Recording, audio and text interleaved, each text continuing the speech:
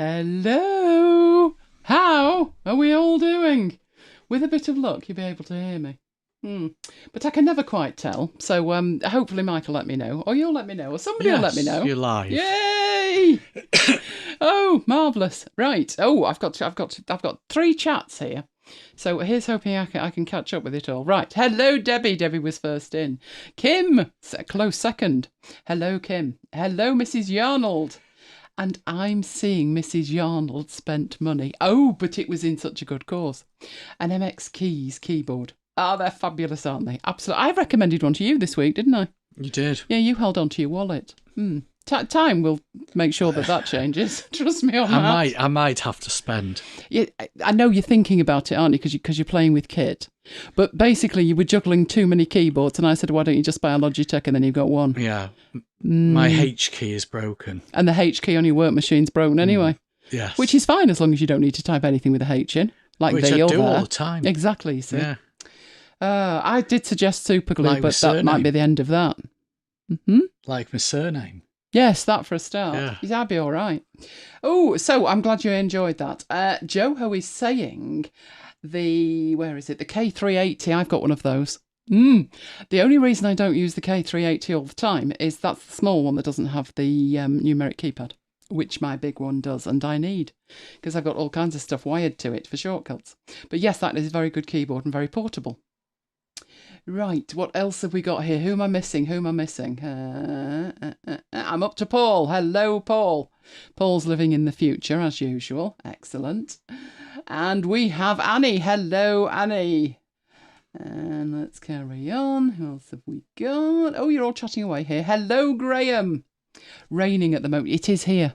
I am happy to report, because it's too warm, isn't it, Mike? It is too warm. We had the window open, but with it siling down and buses rumbling past, we had to close it. But it might yet be opened again. It depends. Right, who else have we got in here? Have I said hello to everybody? I'm not sure. Peter, hello, Peter. And Deborah, hello. Oh, you've got to leave early. Oh, no. Right. And Deb, we have a full complement of Debs tonight. Excellent. I've not seen a Carol yet, though. We haven't got a Carol. In. Is she? Yes. Oh, have I missed that one? No, hello, Carol. You've not got to that bit No, yet. I'm so far behind. Oh, there's Carol. Hello, Carol. I think I've got everybody if I haven't shouted at me, but there you go. Right. So, what have we got tonight? Fingers crossed everything works. You know when you're calm and it's 1:45 and you're ready? Yeah. Yeah, it's always very unnerving. Right, let's see. The slides are moving and everything. It's unbelievable. So, we have the week at MacBites headquarters. Interesting week, especially for Lola. Then there's a Divi summer sale. Oh, I'll tell you who is missing. Talking to Divi. Jammy. Not seen Jammy yet. No, we'll be in about 11 o'clock. Yes, he will, won't he? But you'll notice there's no unboxing on there. No, not after last week's credit card. Unbox that after the event. Yikes. Oh, and it was paid, wasn't it? It was. Now, the reason that the credit card was paid off in full was because we had a credit card bill once, didn't we, for probably iPhones? I can't remember what and it was. The way you had to do it in online banking, you could only pay, was it £100 a day? I think it was 1,000. Well, I don't know. I'm trying to think how much we would have needed. But anyway, you had to pay it in episodes. So we thought we'd better start early with the amount on this credit card. But then Mike said, I'll just try the whole amount and see if it works. And it did. So it's all paid off now. That does not mean I can go out and spend more money, does it, Mike? Although, having said that, I did today. But that's a different story. So, we've got the Divi summer sale. We've got how to enhance any app with Keyboard Maestro. So, trying to demonstrate Keyboard Maestro. It's one of the first apps I install. Can't work without it. But unless you've got a need for it to do something, it's quite a difficult demo. So, I decided, as I was cursing, wasn't I?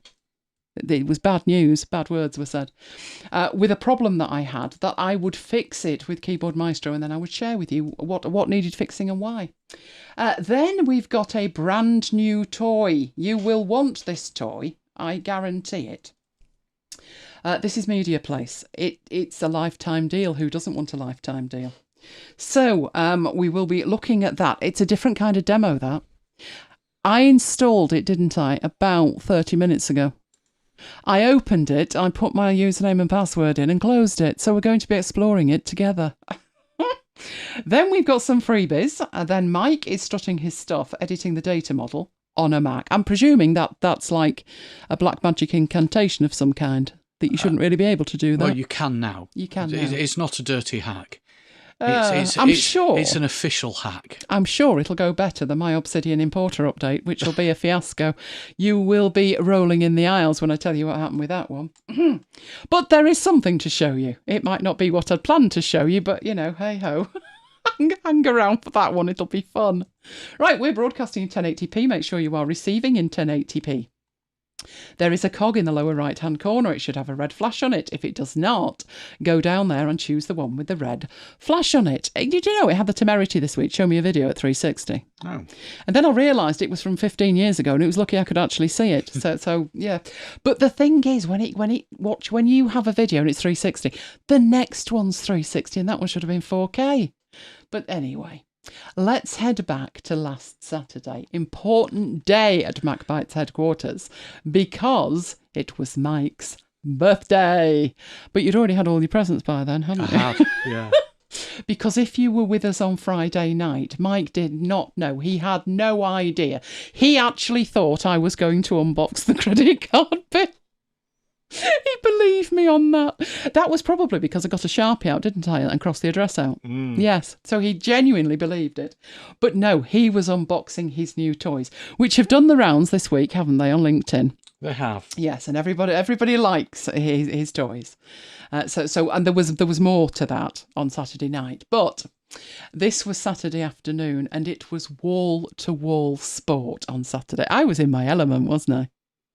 I don't know why, but I don't seem to, for years, have actually listened to football on a Saturday the way that I used to when I was at college.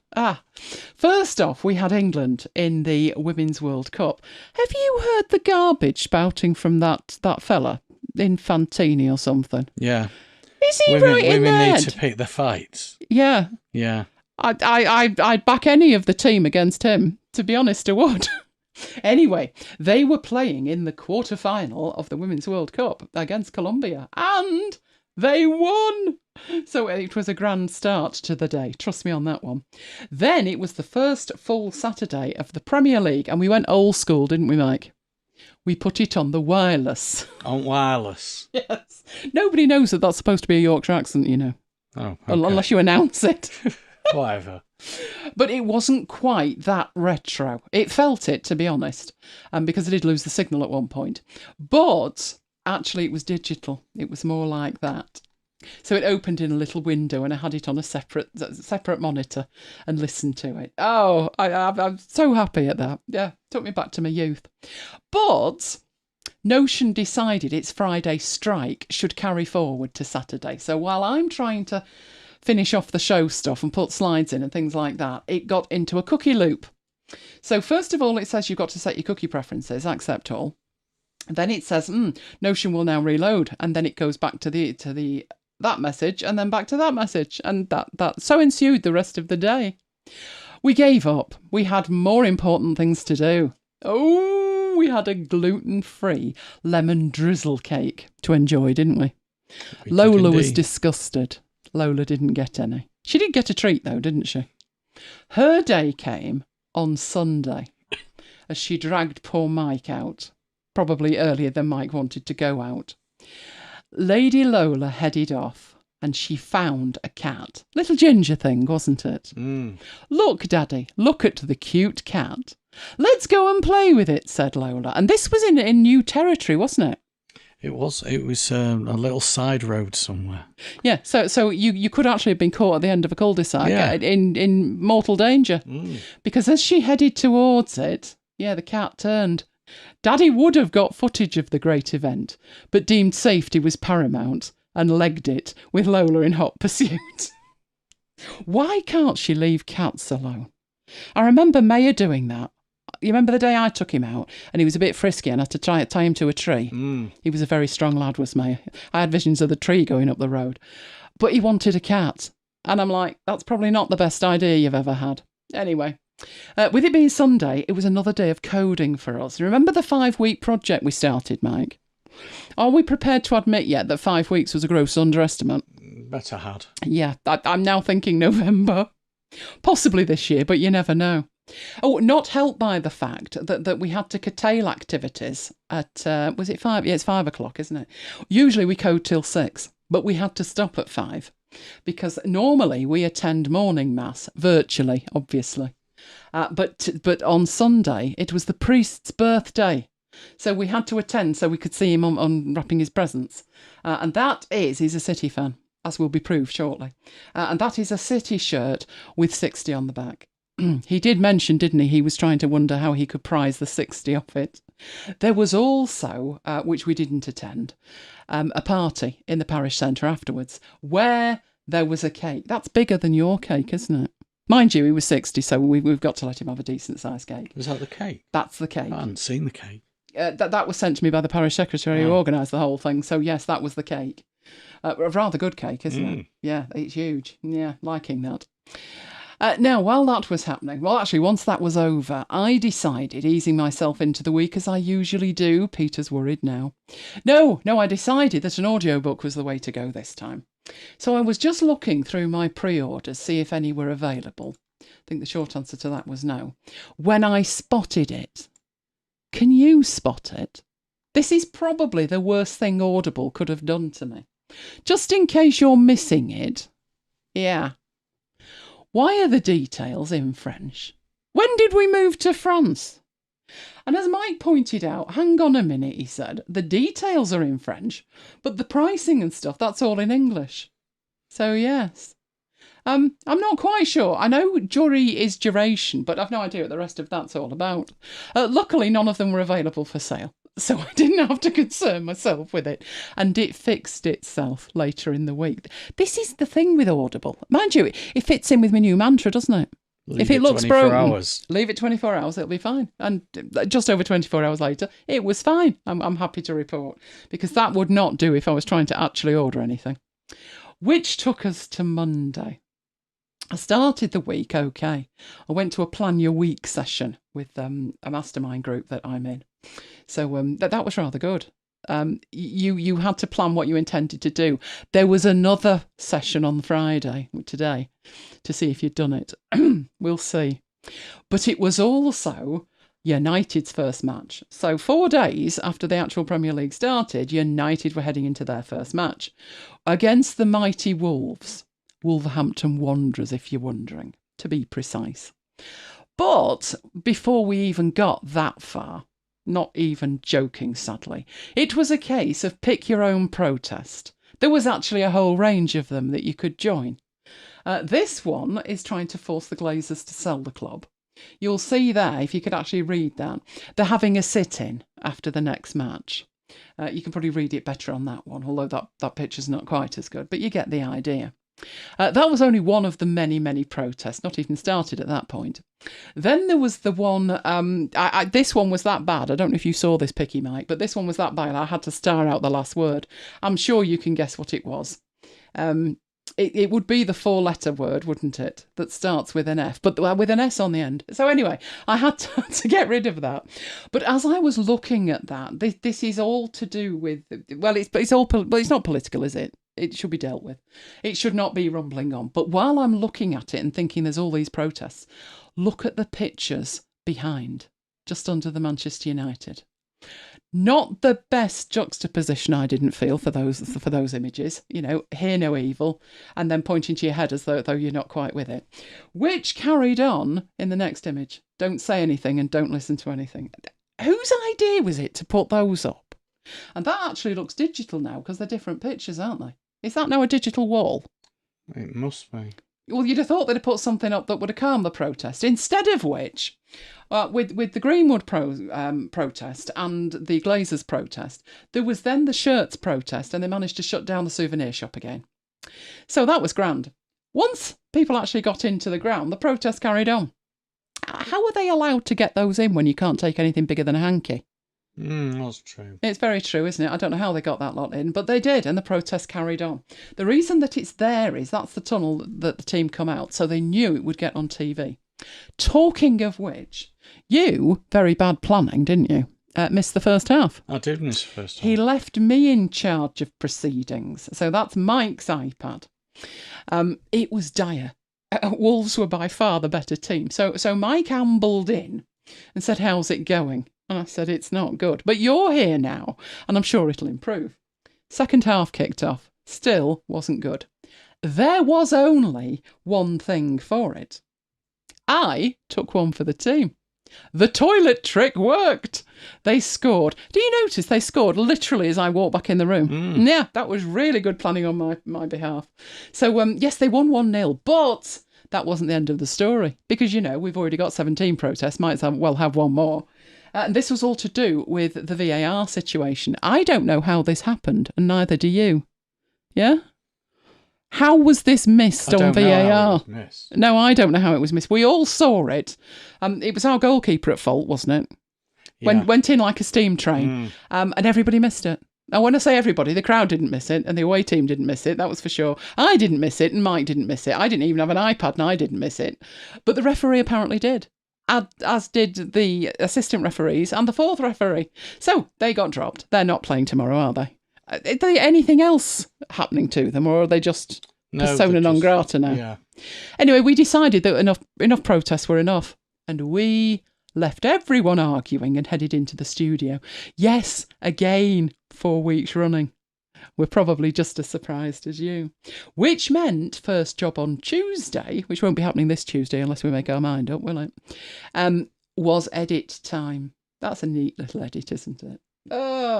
So the show was almost ready to go. I was editing it. Lola was out foraging.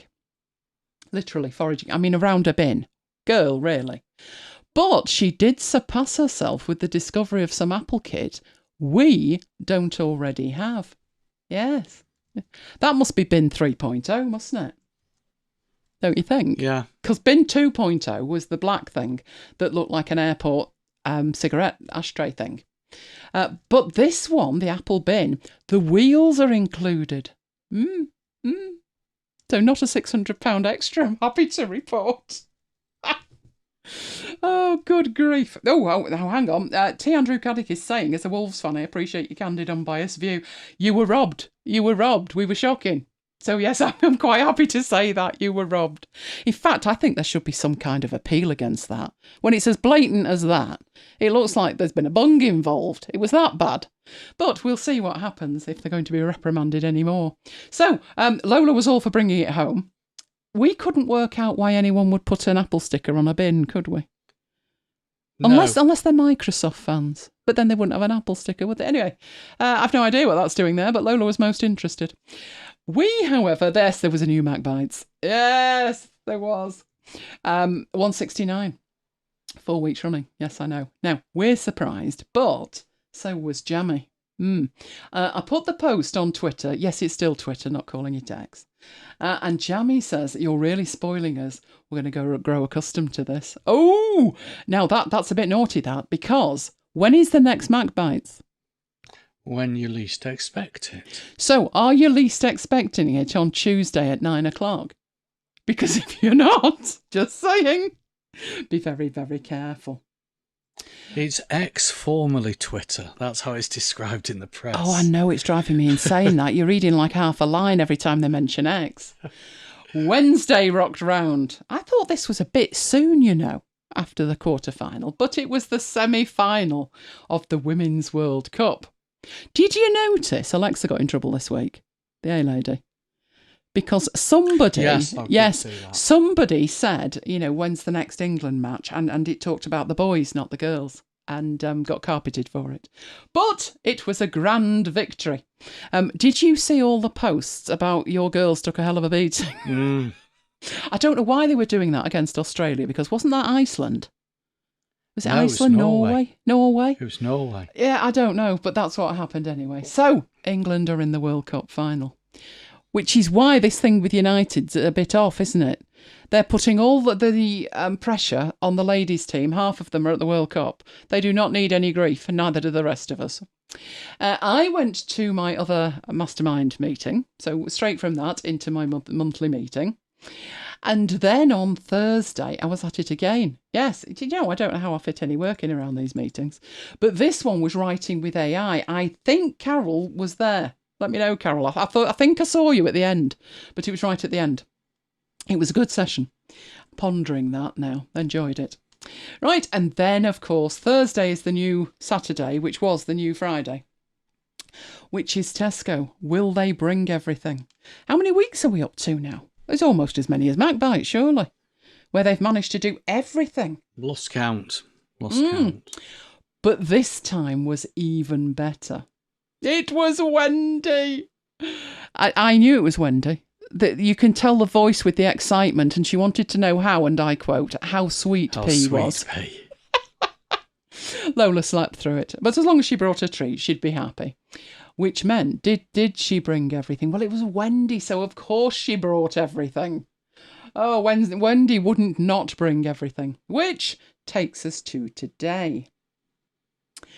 And today was the follow-up from Monday, which is the weekly review. So we were planning the week on Monday. How did it go in the weekly review? I was busy working during the weekly review, to be honest, but I managed to do both. I was multitasking, which I shouldn't have been. I did manage to miss one bit, but we go through like a series of prompts, and I did manage to. Everything was fairly positive. Let's put it like that. Let me know if you would like to know about the Plan Your Week and Weekly Review things and how it all works. Let me know.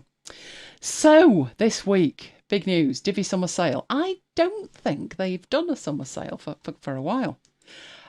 They do a Black Friday sale, and they do some kind of Christmas thing. But this is the Divi summer sale. Now, the reason that I'm going to cover it is, even if you've got Divi have added a lot of extras that also are on sale. So the core of Divi is, it's a theme from Elegant Themes that sits on top of WordPress. And we have Divi on all our sites. I think we got a lifetime deal, didn't we, for about £40? We did, yeah. But that must have been 12 years ago. They'd only just started out. So how it works, you get a Divi membership. And you can either pay for a year or you can pay for a lifetime. The yearly deal is $90 and the lifetime deal is about $260, I think.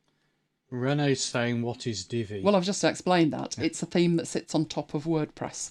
So if you want to make pages in your WordPress blog, it makes it a lot easier. So, there is the membership, which is a yearly thing, or you can get a lifetime deal. Now, if you've got the membership, you can upgrade to the lifetime deal. And so at the moment, you've got 20% off the membership, but you've also got, if you've already got the membership, 20% off the lifetime deal as well. Right. But there's more than that. So the latest service that they have launched is called Divi AI. And it is literally AI within the Divi builder. So if you need an image for your coffee shop, you can just ask it for an image. Now, what makes that different from other AI is there's no watermarks on it. You own the thing and you get to specify what size the image actually is, which just for the sizing, never mind the content of the image, just to have the right size is genius. Now, that is brand new. And at the moment, there is 40% off that. That is extra to your membership. Now, that is because they are paying for the AI tokens. So there is an ongoing cost involved to them. Right. In addition to that, you've got Divi VIP, which is where you get 30-minute support. So if you need a lot of support, that is probably going to be useful to you. There's also Divi Cloud, where when you build a site and you have content, and you may want to use that content on other sites, you can store it in the cloud and literally just pull it down onto any website that you have put Divi on. So that is something that we do have. We've got Divi AI, we've got Divi Cloud, and obviously with there being two of us, we have Divi Teams as well. The good news with that is if you have Divi Teams, and you can get 40% off that right now, Divi AI is paid for on the main account. It is not, if you've got 10 users, you need 10 versions of it. You don't. So if you've got Divi Teams and you've paid for however many users you've got, so like that's saying 6 members, 25 seats. If you've got 25 seats, all 25 people can use Divi AI. Divi is one of the better themes out there, and of course they've been around for a long time, elegant themes. We've already had several requests to cover that. I think Tracy wanted it, didn't she? Jamie mentioned it. Yeah, we've had at least half a dozen requests for that. So let us know. Obviously, not not Renee's bag, but if you wanted a website. Right, so let's have a look at enhancing any app with Keyboard Maestro and why it is important. So let's head off and find an app and have a look at it. Right, Keyboard Maestro itself it's a difficult thing to if you don't have a problem, it's a difficult thing to find a use for. So do you remember eons ago, Mikey B said, "Oh, I've got Circus Pony's notebook. I should really find something to do with it." We were laughing. I've got lots of apps like that. Yes, I think you see apps and you think, oh, that one might be useful. And you buy it and then you don't have a need for it. Well, Keyboard Maestro is a bit like that. It's not the kind of app that I would recommend that you buy and then try and find a use for. Try and think what issues you have that maybe Keyboard Maestro could fix. So just to give you some idea, you're looking at PowerPoint right now. And any second now, I am going to come out of PowerPoint and I'm going to do a demonstration. But if I came out of PowerPoint, you would see the slides and I would have to get the presentation going again. So I don't actually do that. But you know when you're making a PowerPoint and you're testing it and your finger is on the escape key before you even know it, and that will stop the presentation. I was doing that and it was a problem, not just because I had to get the presentation going again, but once I'd come out of it on this new computer, it's confused about its monitors. Either it's confused or PowerPoint's confused, or between the two of them, they're very confused. So if I were to get the presentation going again, maybe the middle monitor would be empty, or maybe you would be seeing my presenter's notes. And bad words would be being said. Oh, yes, they would. There were very bad words said. I mean, short of picking up the monitor and moving it physically. And even then, that won't solve the problem. I suggested you do that. It won't solve the problem because you've got to set it up in the displays.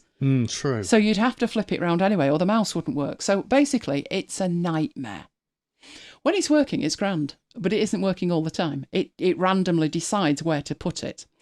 If I come out of a presentation after I've set it up like it is now, and it looks great, if I come out of the presentation, when I go back in, I've got to reset it up, which means I've got to come out of it for a second time, go and manually tell it which monitors to use, go back into it and probably flip from the slide to the presenter's notes.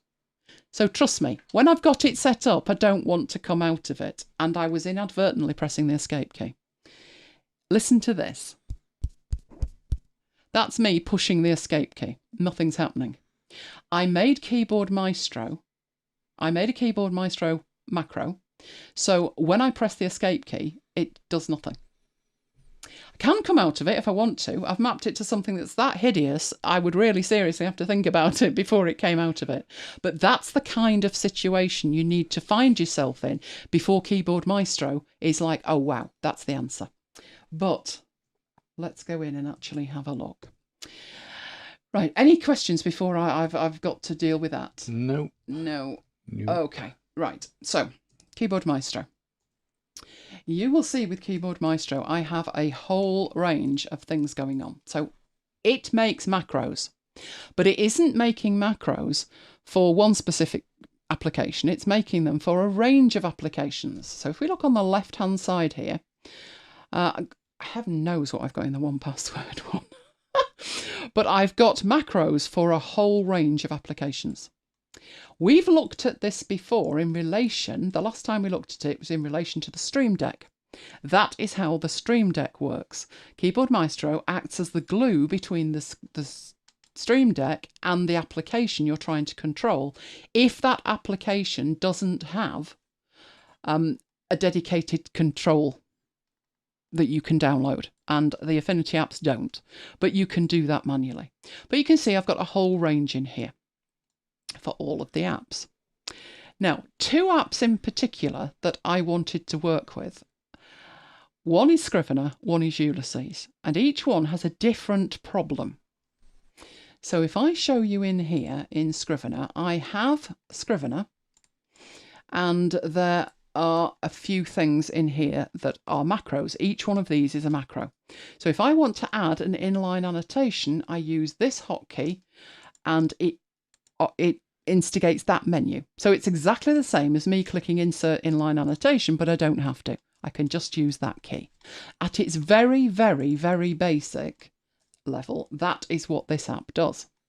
But in here, you can see underneath, I've got another one that says Scrivener Palette MacBites. And that one at the moment just has one thing on it as I'm setting it up.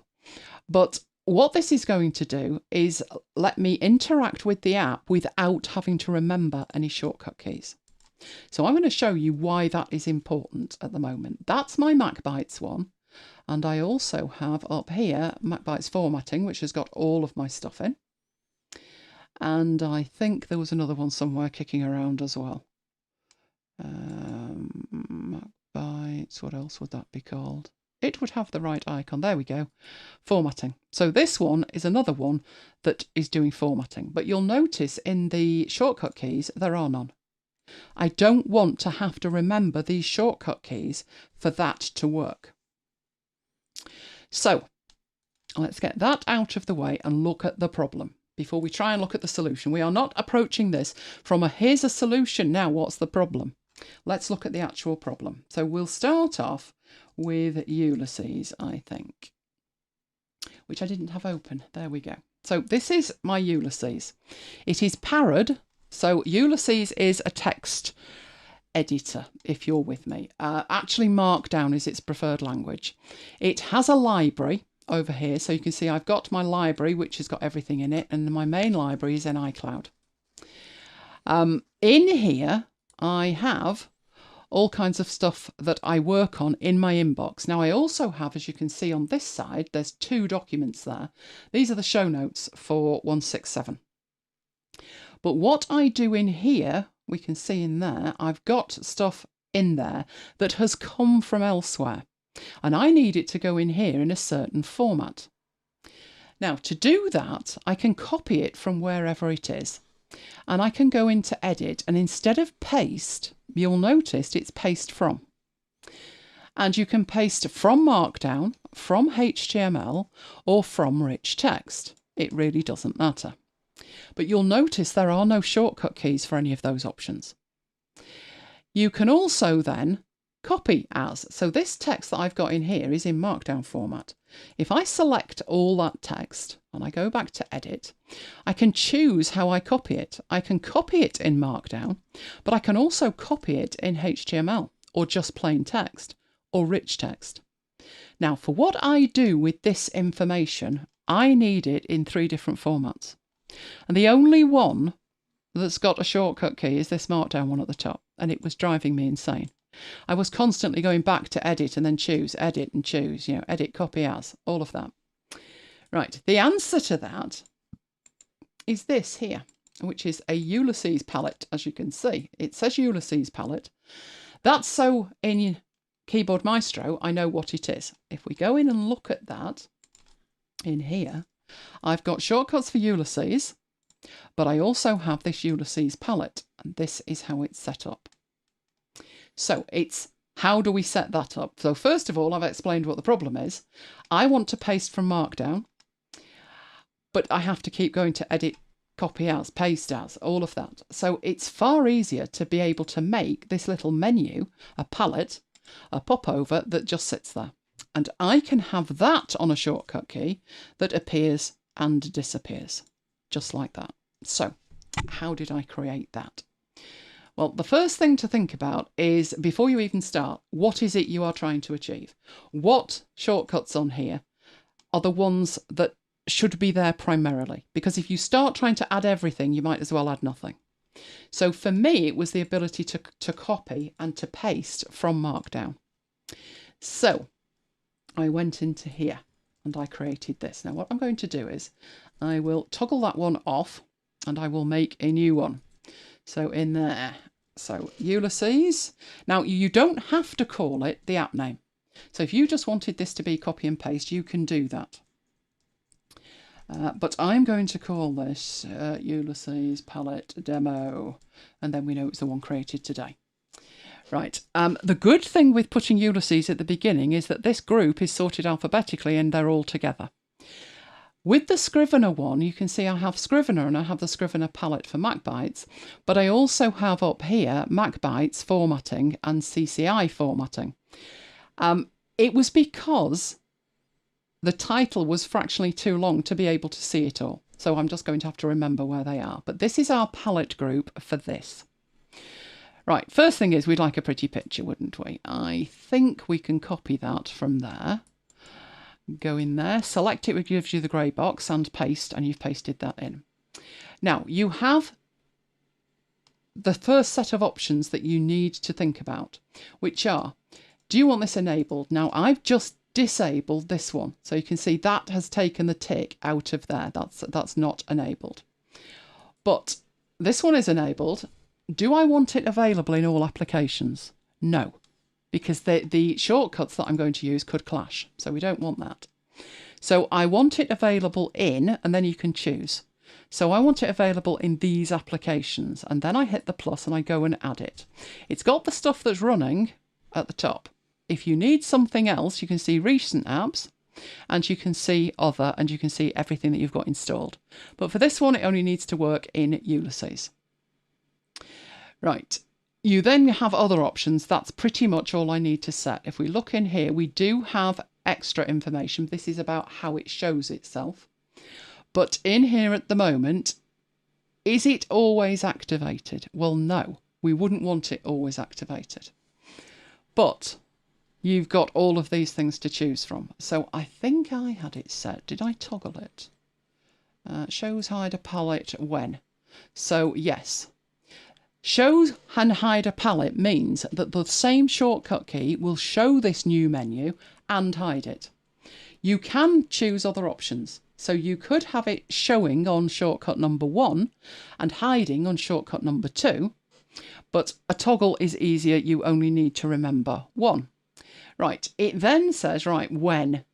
So the hotkey, I am going in here to use the same hotkey that this one is, which is the control key and then the section sign. I'll explain why that's not an issue. But we'll set it, I think, no, we should be okay at the moment. So all I need to do is to, on the hotkey, type it, where we go, and put that in. So although it's the same as the other one, it's not going to cause a problem at the moment because this other one is disabled. Right, you can then choose the style if you want. So you can change the look of this. I tend to leave it the same.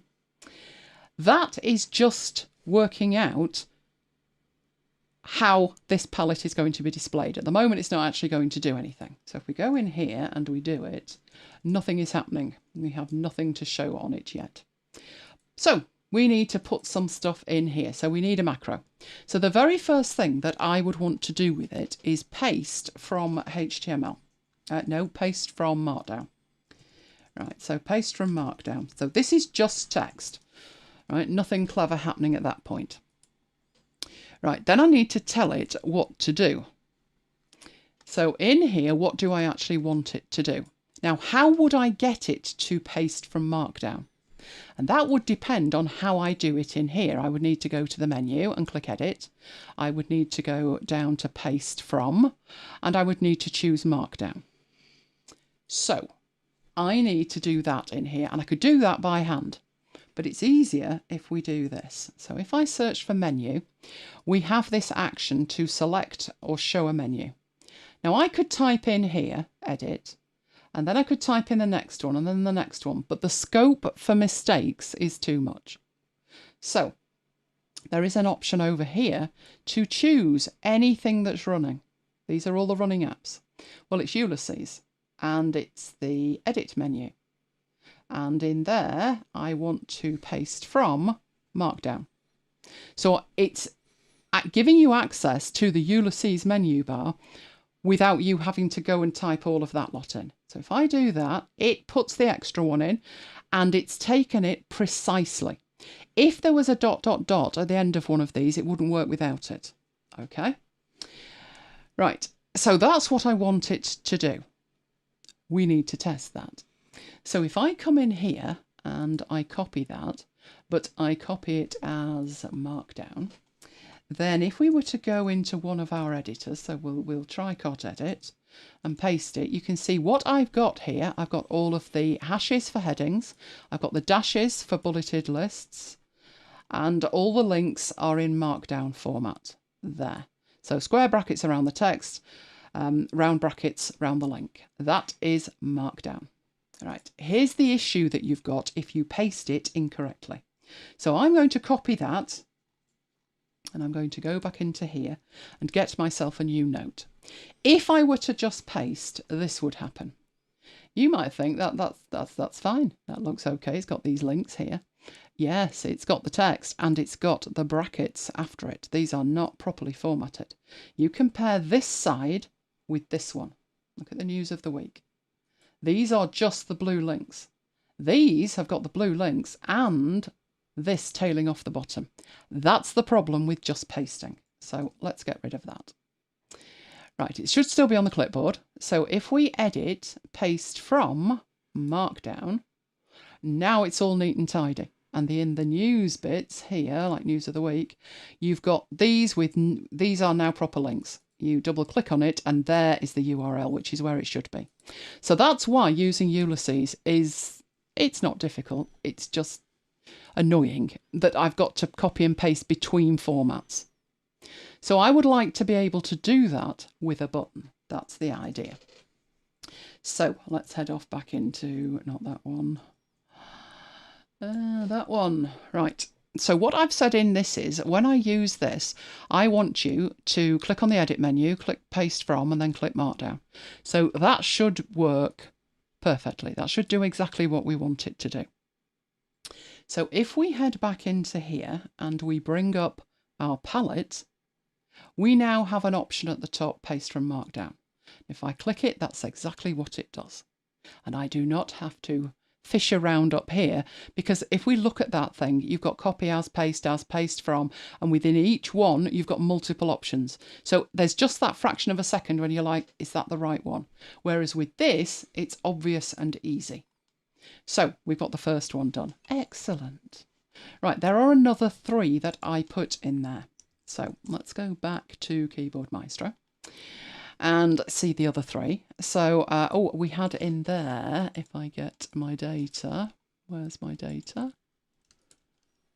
We had some shortcut, no, icons. I've got some icons for this. So what was the top one? Let's have a look what the top one was.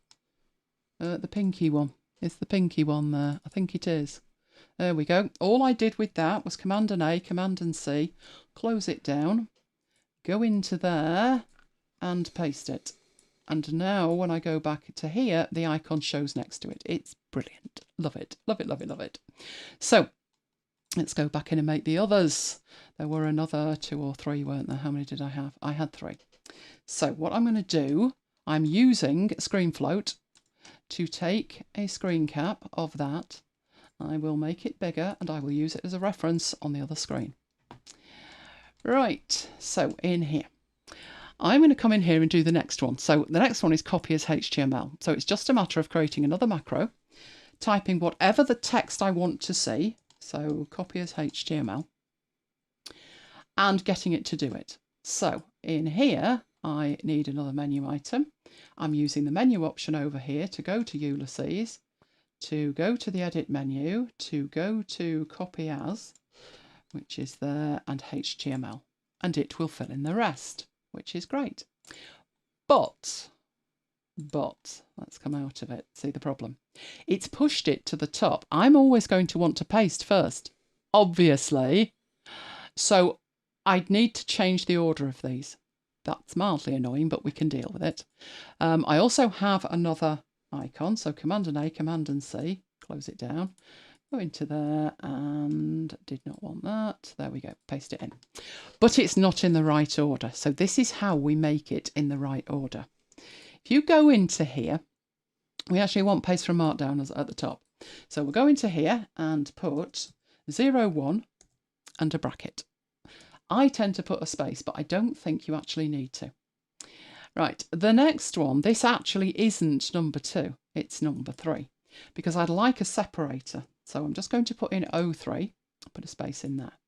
That will then force this to the top, obviously, because it's going to be alphabetical A to Z. But in here, it's correct, but it doesn't show you the numbers, which is great. So the numbers are only in Keyboard Maestro. In your menu, it will look great. So another thing that I do, which is just my personal preference, I will add something in here. This is just a separator. This is number 2, and I'm just putting a space next to it. I do have an icon, Command and A, Command and C, close it down, and go into here and paste it. And you'll see it pushes that between 1 and 3. When we go into here, we've now got a little separator as well. And then all I need to do is add number 4 and number 5. So I'm creating the third macro that's actually doing something, but number 2 is a macro, it's just not actually doing anything. You were to click it, it would do nothing. This one needs to be copy as text. So just give it its title, click on the action. This is also a menu item, and I'm going to pick it up from over here. So Ulysses, edit, it was copy as, and it was copy as plain text. And that is that one sorted.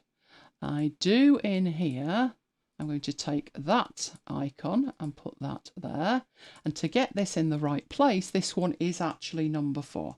So I will put it in as number 4 and create the last one, which is number 5. So that one is copy as RTF. If you're wondering why I'm copying as RTF, that is to get it in the newsletter. So click on here, show that, exactly the same process, but I'm going to choose a different option, which is edit, copy as, and this one is rich text at the end. Those are all the macros. So although when you think about making macros, you might think, oh, I'm going to need to learn a language. Not in here, it's all very visual, very, very visual. So what we have back in here is exactly what we need. So if I wanted to copy this as RTF, I could do that. So Command and A and just hit copy as RTF. Then put that in text edit, and there it is. So we don't have all of the stuff hanging off the end with the... In fact, if I were to put that in Scrivener and format it, that would actually work. Shall I show you that? Because that's exactly what I do with it. So let's say this is for tomorrow's mail. But what I actually do with it in there is paste that in. Now, this isn't going to look right in here in the mail, but I can then select it and I can do that with it, and that makes it an unordered list, a bulleted list. So all I do is do exactly that with it. Okay, so let's head back into there. Don't need that. Let's get rid of that. We'll be back to you shortly. And all of my options are in here. So I just use Control and the section key. That brings it up, and then I will come into here with something on my clipboard. I will paste it from that, or I will copy as HTML, copy as text, or copy as rich text. Love it. Oh, that is such a time saver. You don't need it there all the time. If you have multiple palettes that you work with in an app, you can do that as well. So for instance, in here, that is all I would need. But if I wanted to have one palette that did one job and another palette that did another job, you can actually do that. So let's come out of Ulysses and head off into Scrivener. Now in Scrivener, I use it slightly differently. I have a range of Scrivener files. Some's for content creation. This one is the comms file. So this is where all the email comes from. So the one that you would have had tonight looks like that. The announcement on Wednesday looks like that. And all of these things here, where these are bold, or this is highlighted, these are styles. And you will find the styles hidden up here. But you can see they scroll off the screen. They are very big. They are also alphabetical. That might not be how I use them. But that is what you've got in Scrivener to get to your styles. You do have a handful, and only a handful, of shortcuts. So something like turning something into a bullet, I could do that with a shortcut. But I don't have enough shortcuts free to be able to put all of those on it. So it would be far easier for me if I could bring up something like this. Now this is the MacBites formatting.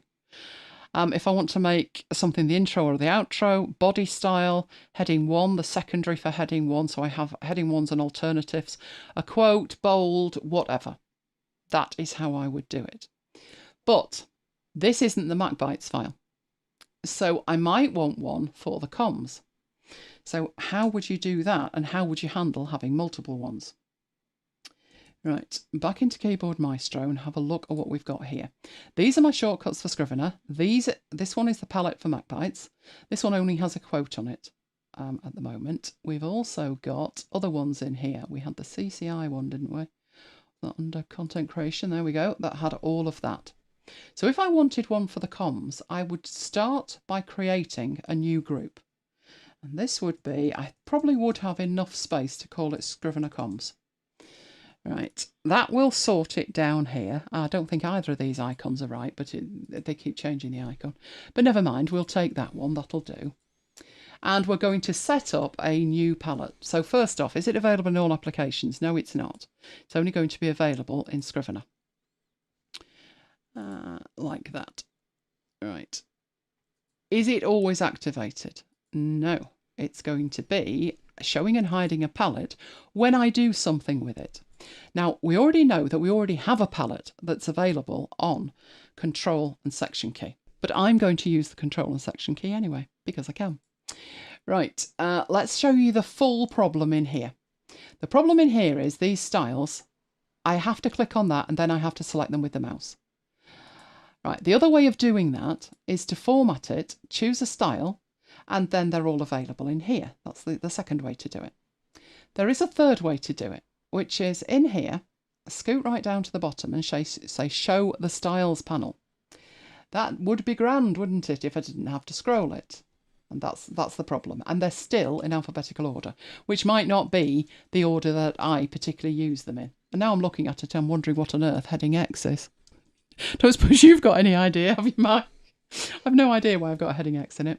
But these are the styles that I want. And to be honest, I'm more likely to want the character styles when I want to highlight something or mark something as important or whatever. So that is a problem because it's so big, it's so chunky, it's covering up the interface, and I have to scroll it.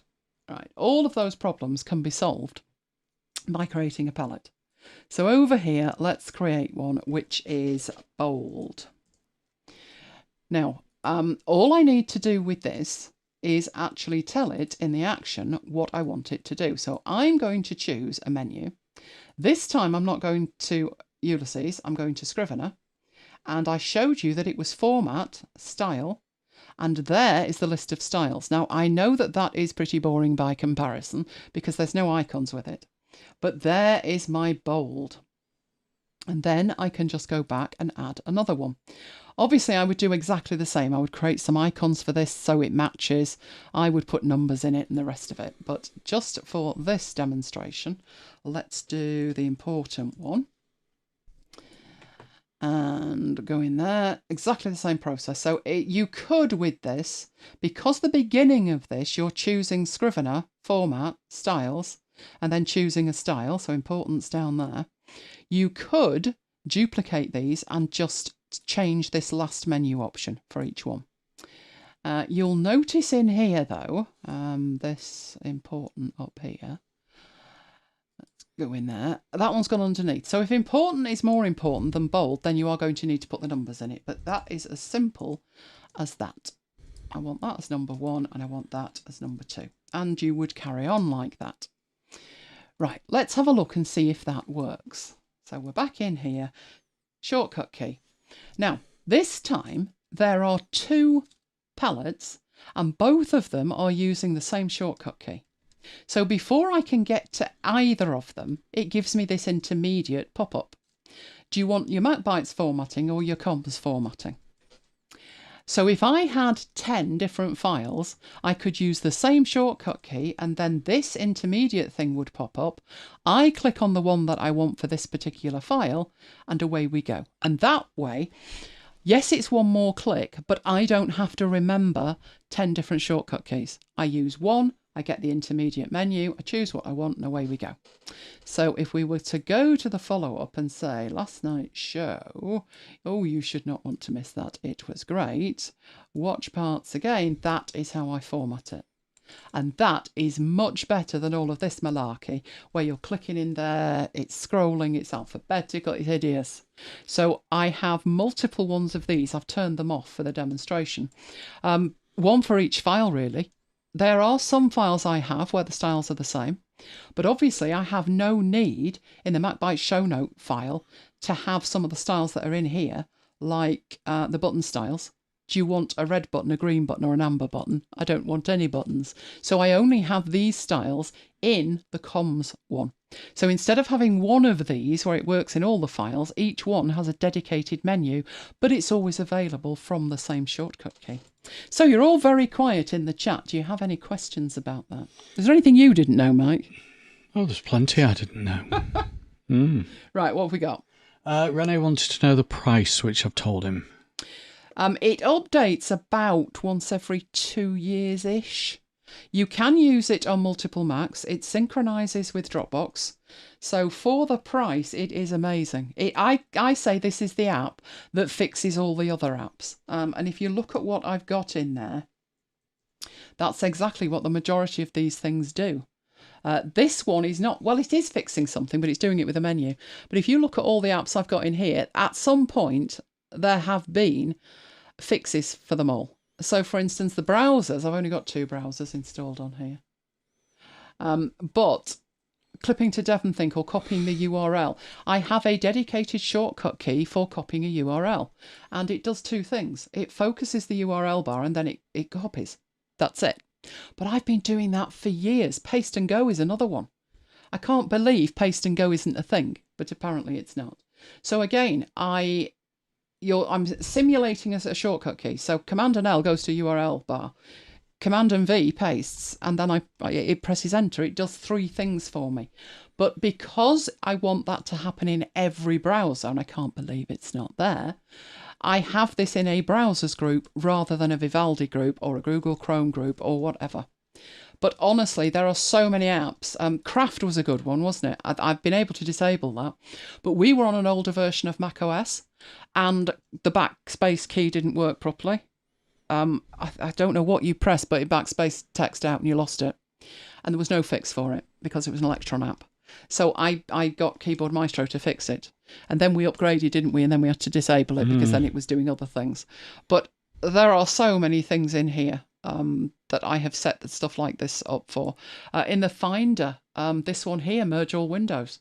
There isn't a shortcut key to merge all windows. Really? I'm not going to want to fish around on a menu for that. That does one thing. It does it brilliantly. And all of these. Some I've got more than others. Particularly if you want a Stream Deck, I wouldn't get a Stream Deck without Keyboard Maestro, because Keyboard Maestro is what would make that work. All these palettes that you see in here that I've created. So where's the one that I created? Where's the demo one? That one. If I want this on a palette, great.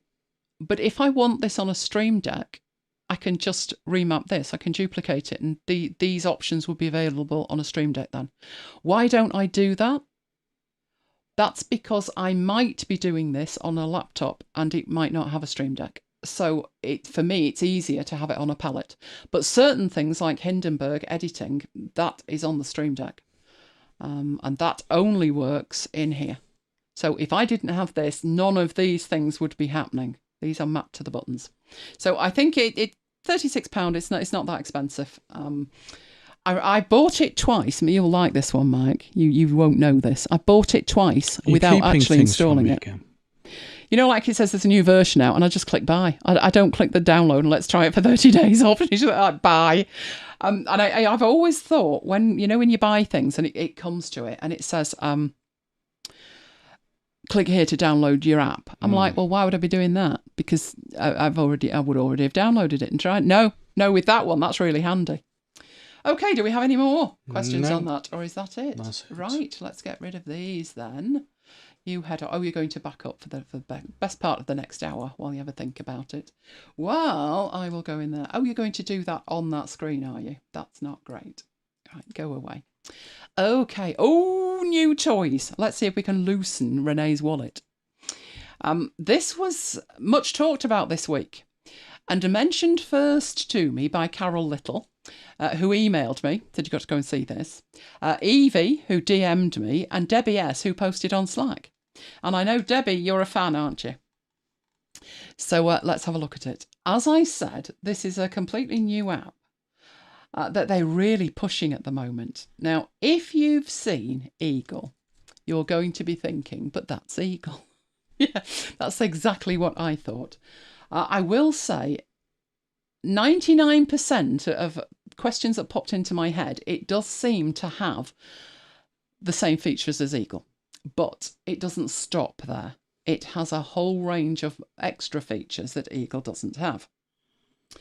At the moment, there is an offer on. Not only is there a 30-day 100% money-back guarantee, but there is a deal on. Who doesn't like a lifetime access deal? Now, the pricing is as standard, which you found, didn't you, when you went to the wrong page? True. 140 something. I think it's $140 a year on subscription. So it's $140 every year. But right now, there is a lifetime access deal for $37. For that $37, you can install it on 3 machines and it's cross-platform as well. Which is why you did the deed, didn't you? Mm. Yeah, when you finally got to the right page. So the right page to go is MediaPlace.io/promo. That is on for the next 36 hours-ish. So let's say a day, the next 24 hours if you want to get this thing. I thought about it and I thought, with my experience of these apps, a lot of them. Oh, Renee is saying the Apple's staying shut until the Apple event, the iPhone event. Oh, Renee, don't do it. No. Right, the reason that I went for this is I have tried Adobe Bridge. Adobe Bridge is free and it's great if you are in the Adobe ecosystem. I've tried Pixar, I've tried PixSave, and they were great. And then they're not supported anymore. They've gone away. So when I found Eagle, it was like, oh, thank the Lord for that, right? Eagle, amazing. But you're always concerned whether the developers will stop developing. And I think having competition there is a good thing, because this one does have a lot of features that Eagle doesn't have. If you've got Eagle, then maybe you don't need it. Simple as that. You don't need it. My take on it was, I'm going to support the developers. And I want to see Eagle and MediaPlace scrapping with each other to add features to make my life easier. And as I say, I have been through so many of these apps and then they just disappear. It doesn't seem to be an app that people either understand the need to have it. They just don't seem to get it. Hopefully we'll go through it together and you will get it. Right, it synchronises across multiple devices and it uses any cloud. So it doesn't have its own cloud. You get to choose which cloud it is. You can also, if it's in the cloud, not only work with it yourself, but you can share it. So when Mike said, when I said to Mike, have you done the deed? And Mike said, no, don't need it. Like, oh, Mike. Like Renee. No, Mike, that's not happening. So I said, what if I'm using it and I want to share a library with you? So out came his credit card and off he toddled. $37 plus tax if you're in the EU. Worth it to me as far as I'm concerned. Some of the features that were listed, font management, you can install fonts from it and manage fonts from it, which I thought was a nice touch. Whether that's going to work with Ace Ventura, I don't know. In terms of, I found I had to reboot to get a font to register in an app. So we'll see if that works or not. It says there, all the clouds, high speed. That's because the data is actually on your drive. Things that I am unaware of Eagle having is the watermarking, automations, and some of the stuff that I have seen that it is capable of doing. And batch actions, I'm interested. Oh, I'm so interested in the back ones here. Oh, Renee says, got Eagle, and for once you're trying to be sane and stick with that for now. It won't last long, Renee. Honestly, don't do it. What would you do if Eagle died a death? Have a think about that. That's what I was thinking as I hit the buy button. There is a lot of crossover. I will say that there is an absolute huge amount of crossover, but I think MediaPlace edges it in terms of features. Plus the fact, this might tempt you, Renee, at the moment in this deal that's there is a bonus media pack with 5,974 bonus media files, ready to use commercially if required. I like those flat icons on the left, liking those. I did do the deed, and you do need to log into the app.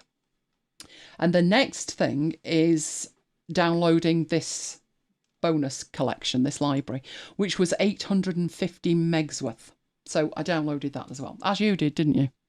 Once instructed. Yes. So let's go and have a look at it together, because I haven't done more than log in. Seriously, I have not. I thought, let's look at this together. So, don't ask me to log in again, because I've already done it. No, that's where we need to be. Perfect. Right, let's take a screenshot of that before we move on. Right, this is the start of it. So I haven't even created a library yet. You get two options at this point. We get three, I suppose. There's this welcome video that you can watch. You've also then, you can import an existing library. Now you might think, well, this is the first time I'm running it. Where am I going to get that from? Won't be doing that, will I? But you might be. Oh, you might be, because the file that you download, so, I put it in the downloads folder, didn't I? There it was. Right, there is my downloads folder. This download for the bonuses is an MPP file, and an MPP file is a MediaPlace library file, hence this 876 megs worth there. So I could choose to import that library. I'm going to create a new one, though, to be getting going with. So let's have a look. Now, I'm reckoning Debbie's going to be advising me from a distance here. But let's call this a demo. It might be. I won't be calling it demo down the line. But it's saying the next you need to select a folder. So what I'm going to do with this is put it in my documents local. And in here I have my application support. And I've already created. This is where everything goes for me. So I don't have to think about it. I know exactly where it goes. It goes in application support, and then I will create a folder with the app name, so you can see my Obsidian files in there. It will go in there, and I will save it there. Right, don't need that at the moment, so let's get rid of that. And there we go. Does it look like Eagle? It's quite chunky in the interface, and down the side you've got the library. So at the moment I've got one library open, but you can create new libraries and import existing libraries. Let's ask Debbie. Debbie, did you import the bonuses? And if so, how long did it take? I don't want to start something and it take 3 hours. If it does it quite quickly, I'll do it. Other than that, I'll wait. But this is the library. So at the moment, obviously, there is nothing in here. But interface-wise, you have the main tools over on the left. So one of interest is the free media. Renee's wallet, is it twitching yet? Is it twitching? Just saying, Renee. Freebies. In here, you can choose to use these. You can save them to your library. This is images. So this is the starting point for that. Does it import Eagle libraries? Not that I'm aware of, Renee, no. What Eagle can do is export to a folder structure, and I'm assuming it could import that. But that's a question, isn't it? That's a wallet twitching question there, Renee. I've not seen it, Cam, but I've not tried it. So we could try that. Might make a note of that. Oh, Debbie thinks it did it quickly, so I'll try that then. It be on your head, Debbie. Be that on your head. So these are the photos, the images that you have. So if you are looking for something to complement something, you are good to go with that. You can also in here get free video. So these are videos, and when you hover, you actually get a preview of the video playing. And that's in a nice display, which is like a wall display, isn't it? And then you've got, I call them GIFs, but I know the developer said that they were GIFs. They are GIFs. Let's leave it at that. But there we go. Oh, some of these. Oh, I'm liking these happy birthday ones and things. Oh, definitely. I just wouldn't bother with these. But once they're in here and they're easy for me to get, then I might. So that's what I can do there. Shall I add some of these? So we've got an image. Let's do that. What shall I add? Was there a dog? Oh no, oh, a squirrel. Yes, we'll have a squirrel. Lola likes squirrels. Right, so that has actually imported that file. But over here in the next bit, you can see folders, that there are no folders. But up here you have filters for images, for video, audio files, PDF files, and fonts. And I've added that, but I didn't add it to a folder. So I'm suspecting in my library, in my all files it will be there. It's got no folder and no tag associated, and nor is it rated. Those are things that you can do with these images. So by default, with an image, it shows you at the top what type of image it is. I think in here I did have, yep, there we go. You have the option to see the image. Now the image is just called image. So if we said Lola's toy, because she loves squirrels, they're not quite as fond of her. That's changing the name of it. You can see the dimensions of it, the size of it, the type of it, the date it was added, and you can give it a rating if you want. Let's rate that one a 4. The main colours that it has picked out of the image give you an idea of the complementary colours for that image if you want to use them. Better than that, not only just showing you that, but if you go over these and you click them, you can copy the hex code, the RGB, the HLS, or the CMYK. You can actually copy the value of that and use it elsewhere if you want to. Then you do have the ability to add tags to it. So if we wanted to go in there and put animals, we now have a tag. You can also put notes on it, and you can allocate it to folders. So in here, that's just the info of this here. You can do a lot more than that, obviously, but we've got that there. So let's say we want to create a folder. Now, I do this every week in Eagle for After Hours. So I would create a folder. You have 2 different types of folder, so a new folder or a smart folder. A smart folder works on criteria that you specify it. So I'm going to new folder. We will call this animals, although we have a tag called that. Then if we go back to our files with no folders, we can drag that into there. So there are now in here no folders, no files that don't have a folder. And there should be none with no tags because we've already added a tag to this one. And in here you can see that we've got that and we have a tag. Now the folders, something can be in more than one folder. So this one is in animals, but it can be in more than one folder and it can obviously have more than one tag. Right, that's the basics of what we've got on here. We can search, which won't make much sense at the moment because we've only got one image in there. And you can sort these. Now I think in here, this was the first thing I wanted to have a look at. Will that work? It could well be that is not going to work for me. Because although you can sort by name and all of these other criteria, the one thing that Eagle can do is sort manually. That is important for me with one specific job. So let's get Eagle open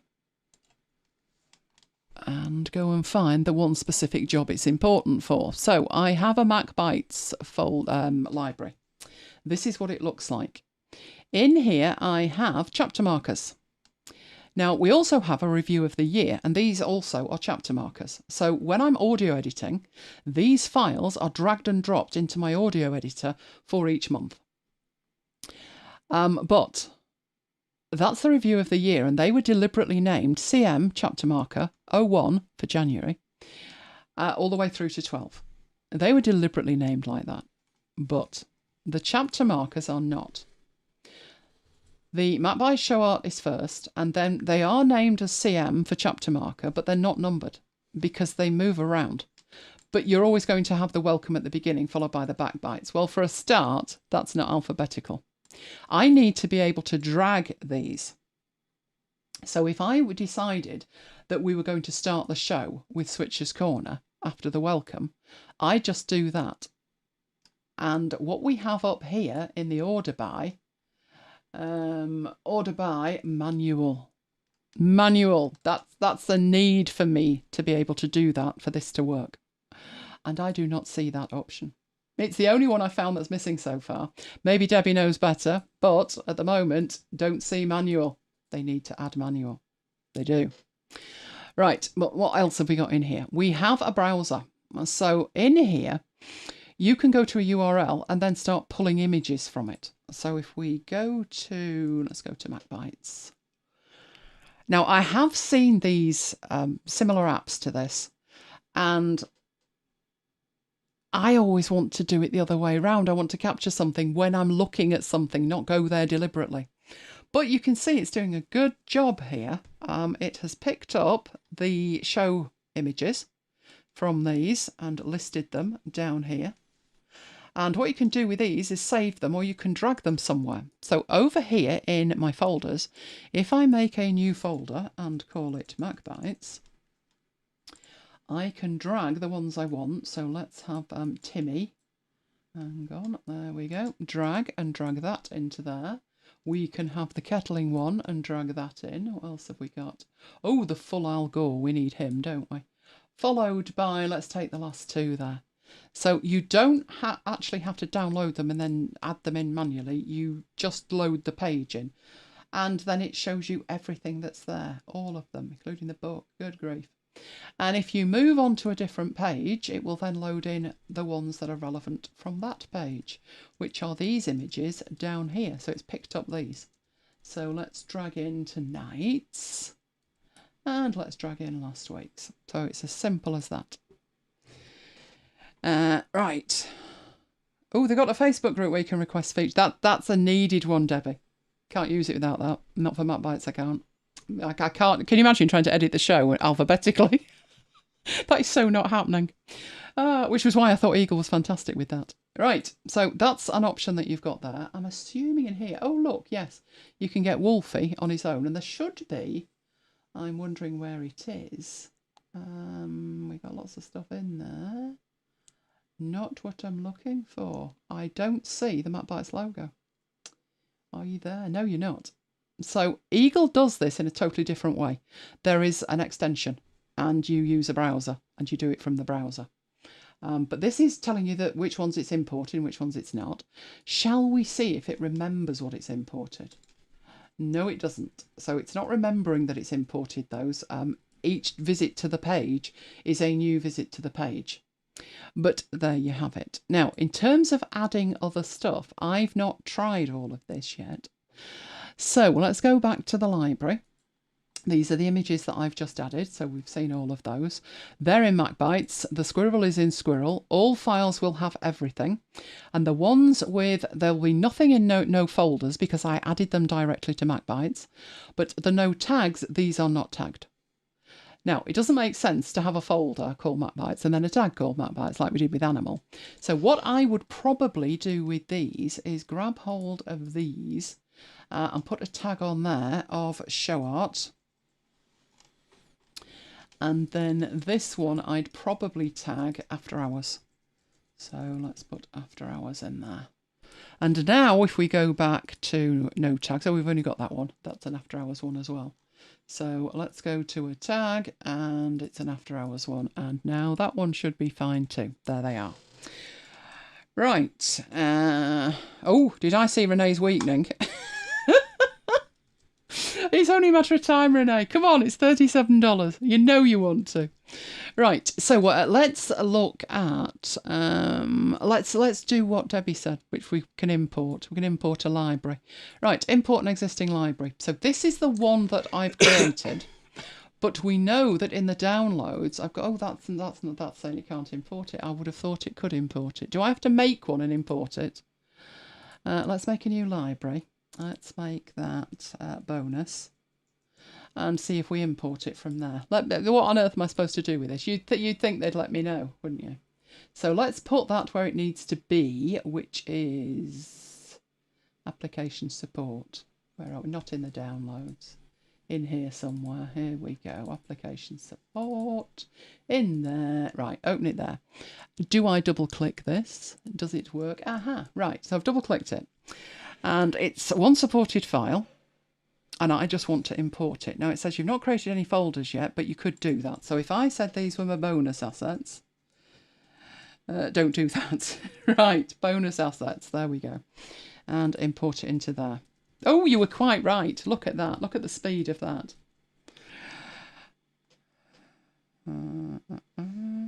There you go. Joe Ho's telling Renee that it's only available for the next 33 hours. We'll have worn him down by then. Oh, look, even Carol could be tempted. Even I bought it, Renee. I just think you don't know what will happen to any software. I mean, about 3 or 4 months ago, a lot of people were recommending that you move to CloverNote from Evernote. So obviously the Evernote prices tripled, and people said CloverNote's a good option. It shut down yesterday. So I don't think you can ever have too many apps if what you do is critical that you have an app like Eagle. Not saying Eagle is going anywhere, but you just never know. Do you remember that one I nearly bought that time? Was it Media? Yeah. Forgot what it was called. It was the equivalent of this meets Eagle. It was 2006, Media, Impression Media or something.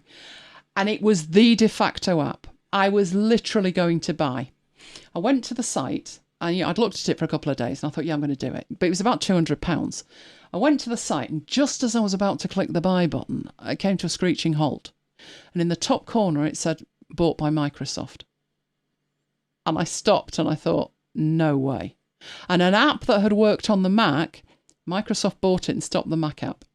Thankfully, I hadn't bought it the day before. At least it was that day. But that's what happened. Right, okay.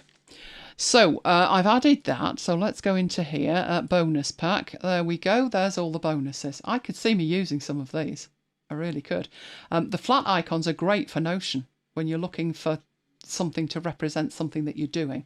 That is great. So yes, I could definitely see myself using some of those.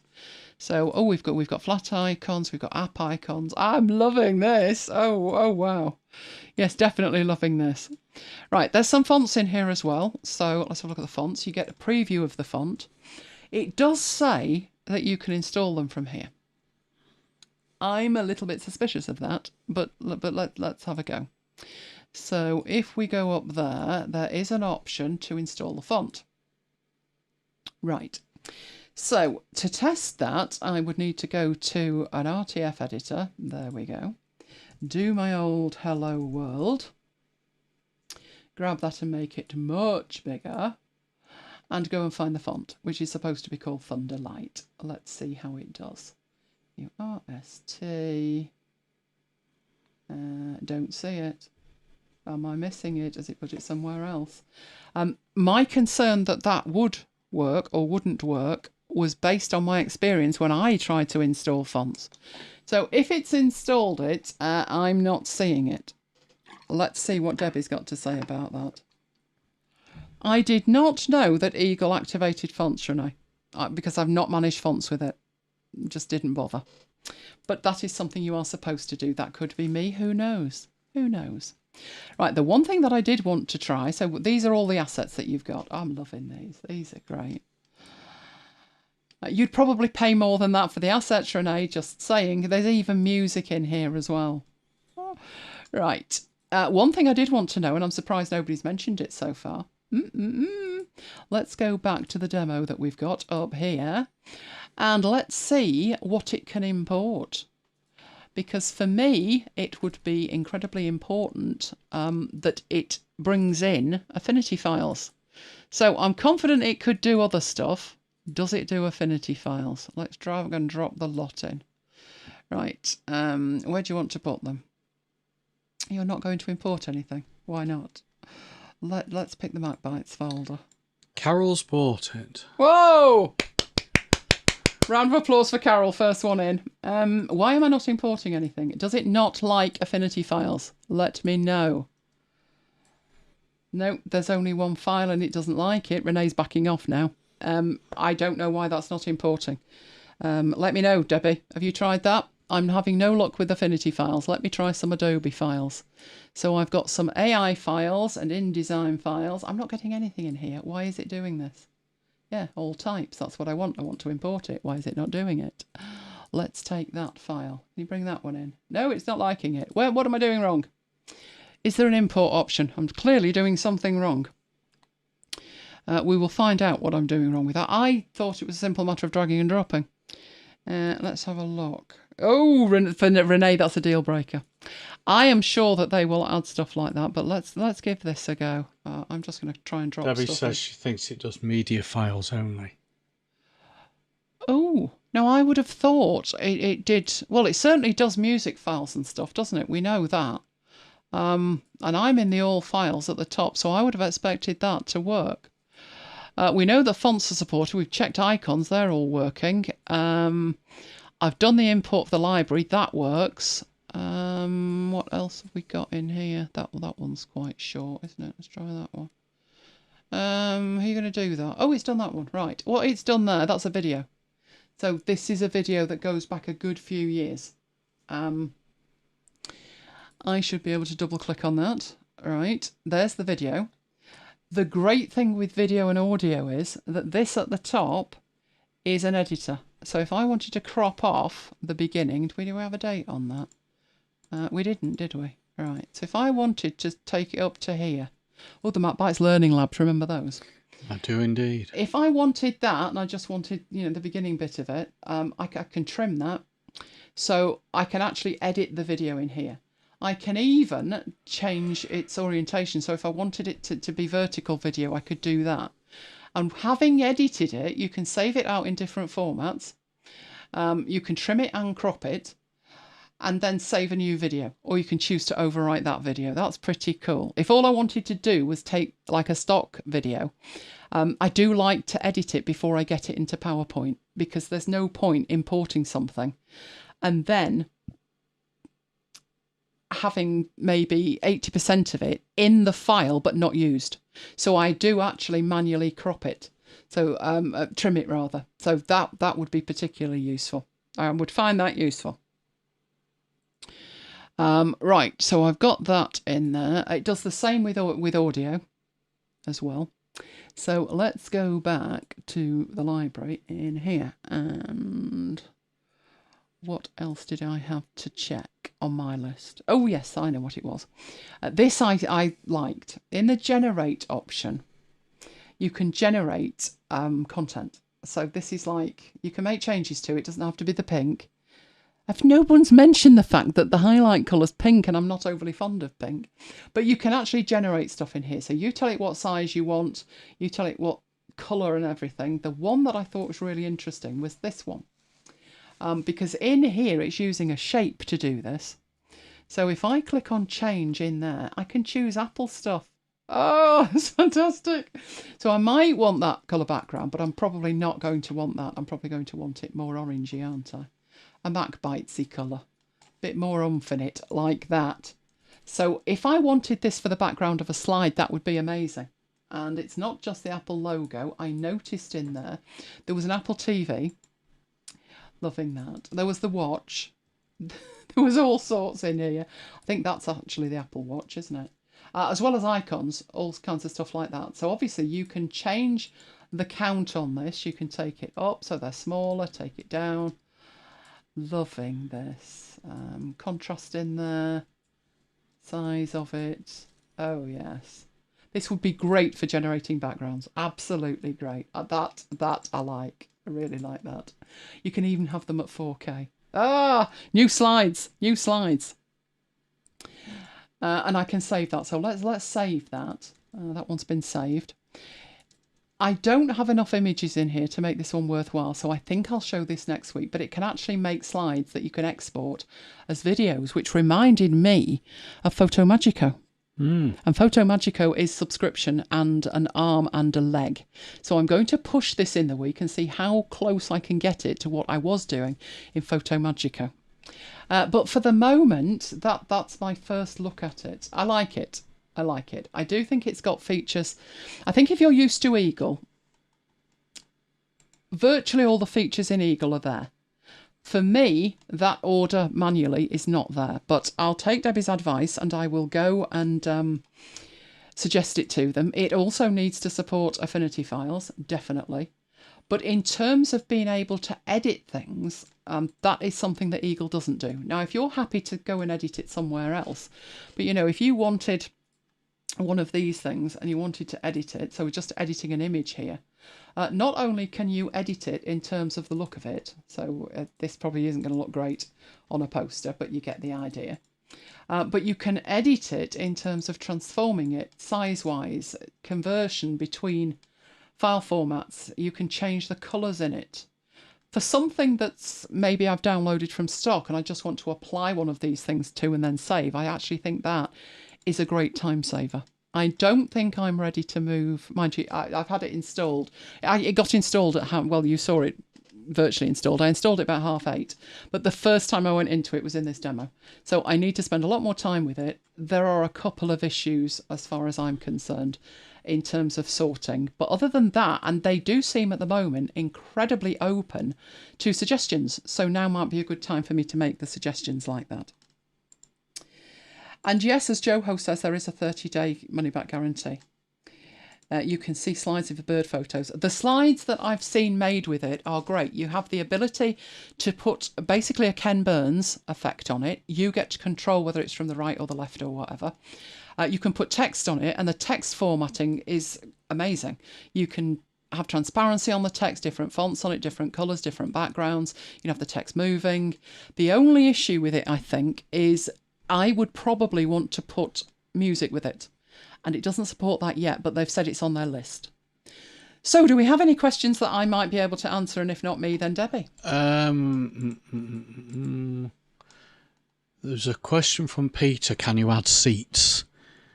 But I think I answered that because you can have up to 3. You can have up to 3 activations, devices. And you activate, when you install it, the first thing it asks you is to input your username and password. Your username and password are sent to you in an email with the receipt. I'm guessing you can change your password if you want to. I just logged in with it. Worry about that later. So I'm guessing that's how they do it. I don't know if there's some kind of way to opt out here. Whether you could deactivate it, I'd have to check. But you've got 3 activations. I don't know whether they'd allow you to stack the deal. So if you bought another one, another license, whether that would give you 6. I don't know. Might be worth asking in the next 24 hours before the deal goes off. Is it Apple Silicon native? Yes, it is. It wouldn't be installed if it wasn't, because I've not got Rosetta. So yes, it is native to Apple Silicon. If you do a slideshow, can you export it and add music later? Yes, you probably could. You could take that into something like Camtasia, ScreenFlow, anything like that that has multiple tracks that you can put the audio onto. But that was something that was suggested to them, and they seem very keen about that. So I can see it working well for stuff like that, very much so. So I don't see the harm in having multiple apps that do the same job. We are going to be coming on and looking at Google Keep. My Google Keep is empty. 99% of the time, there's nothing in it. But when I couldn't use drafts because I hadn't got it installed, then I use Google Keep. And then when I finish with it, I will wipe it. The reason that there are 3 notes in my Google Keep is for the demonstration I am doing shortly. But I have Google Keep. I have Simple Note. Bear, and these just sit there empty. But I know enough about them to know that if I've got a problem with something else, like, oh, that's not working correctly today, or, it's down, like Notion, Thursday, Friday and Saturday, I'd just switch. I just switch to something else and switch back. So for me, I can never have too many apps that even if I don't use them as my primary app, they are there as a backup that I keep my eye on, see what features they've added, stuff like that. I can definitely see me using that with the icons and stuff that come with it for many jobs. And I probably will put something in it for real and see how it measures up. But I think I will get in touch about the manual ordering because I have a use case for that. That's not just me being picky. That is a use case. Those have to be manually ordered or I would lose my mind. So I'll get onto them over that. Eagle says you have 2 and you can add seats. Now, the thing with Eagle and their seats, every now and then, with Eagle, it's a lifetime license. And we already went from version 2 to version 3. So they honoured that. It's 2 seats by default, but every now and then they have some kind of promotion. So when I bought it, there was a promotion that if you tweeted out, I love Eagle, they'd give you an extra seat. So I tweeted out, I love Eagle, and I got an extra seat. So I've got 3. So every now and then there is a kind of deal like that on. Which if you've only got 1 or 2 Macs, you're not going to be that bothered. But you can never have too many licenses either, can you? Just in case one doesn't uninstall properly. So yes, with Eagle the default is 2, but you can add extra seats. Okay, do we have anything else? Don't think so, no. Right, okay, let's get that out of the way, because I think we've got freebie next, which was quite funny. The freebie was funny. I like that. Okay, so at the moment there is a lifetime access deal going on for that. As I've said, it's 37 plus VAT if you're in Europe, and any other sales tax where it's applicable. I did go for it. I did. I don't always go for lifetime deals, do I? But that one I thought was worthwhile. So I'll have a look at the slideshow thing next week, and I will show you how I'll find a way that I can demonstrate how to add the music to it. That'll be interesting. Right, so on to the freebies. This one caught my eye because of the name. Manchester Signature, I read. And I thought that's a really nice looking font. I like that. I noticed when I downloaded they'd misspelt Manchester.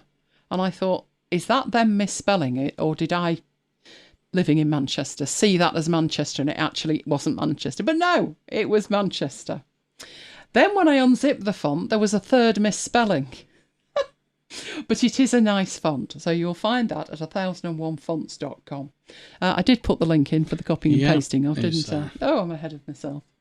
Now, we got some lovely feedback about the kidnap letter font. Well, I spotted this one. Now, this is only a trial. So there's a free version, and this is the free version. And these images are 800 pixels by 800 pixels. This one, being the trial, only includes the letters A to Z rather than the numbers. But aren't they scrumptious? Who's hungry now? So, yeah, if you wanted to put something like that... Remember when we used to go to Bramley Farm and get the cakes? Oh, nice.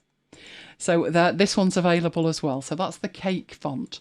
But when I say font, it isn't installed as a font. It is installed...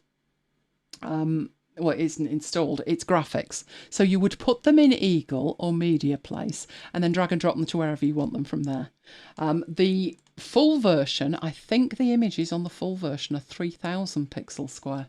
So they'll look even more scrumptious. But there we go. Right, so are we ready for you? Because last time that crashed and burnt. Yeah. Big style, Mike, big style. So what I intend to do is to switch you to the poster and then strut my stuff at my end and see if it works. If it crashes, you're going to carry on looking at the poster while I fix it. So let me move it so I can see that if it crashes. Then we'll get Mike's screen on my screen, and fingers crossed it won't crash. So far so good. Right, now, did it crash when I did it, or did it crash when I went full screen? Let's find out. Let's go full screen. It's still holding on. Excellent. And are you in Windows, Mike? I am in Windows for now. Jolly good. Right, let's switch to you then. There you go. So far, so good. They can see you with your desktop. I'll make a start in that case. Okay, what I'm going to do today is talk about editing the data model in Power BI on the Mac, which, as I said to you, isn't actually a dirty hack because it's an official Microsoft solution. Lots of disappointed faces that I'm not doing a dirty hack. Yeah, I mean, obviously this is MacBites After Hours, therefore we should be focusing on Mac stuff, which I know I don't always do, but today I'm going to do so. So you're probably wondering why I'm in Windows in that case. I am. But anyway, all will become clear in a minute. So I have here a PBIX file, which is a file that's been created in Power BI Desktop, which, as I said in previous weeks, is only available on Windows. So what I will do is I'll just open that file.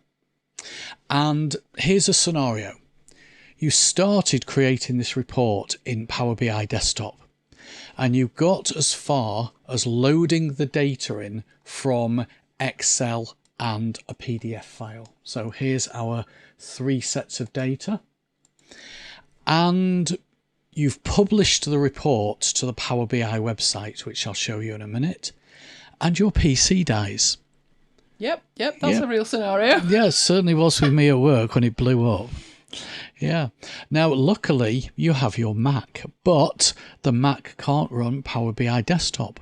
So what do? Well, it's okay, because now what you need to do can be done in a browser. So what I'm going to do is I'm going to close this file. Just before I do, what I've already done is I've hit publish, and as I said, I've published this file to the Power BI website, which we call the Power BI service. So I'm going to bring my browser across. There we go, there is my browser. And let's just take that back across because I only need one tab. There we go. Okay, so there's my browser. This is Power BI running on the web. And I'm going to go to Workspaces on the left and go to the Mic Training Workspace. And there are two entries. One is the report, the other is the data set. So this is the visual and this is the actual data. I'm going to open up the report, and once I've opened up the report, I'm going to click on Edit and Open Data Model. And the first thing we see, I can close that little warning, the first thing we see is three tables. These are the three tables that I added to this file using Power BI Desktop on Windows. And it's literally giving me edit permissions. So this is something that's only just become a feature in the last couple of months. And this has got all my Mac using, Power BI using buddies excited.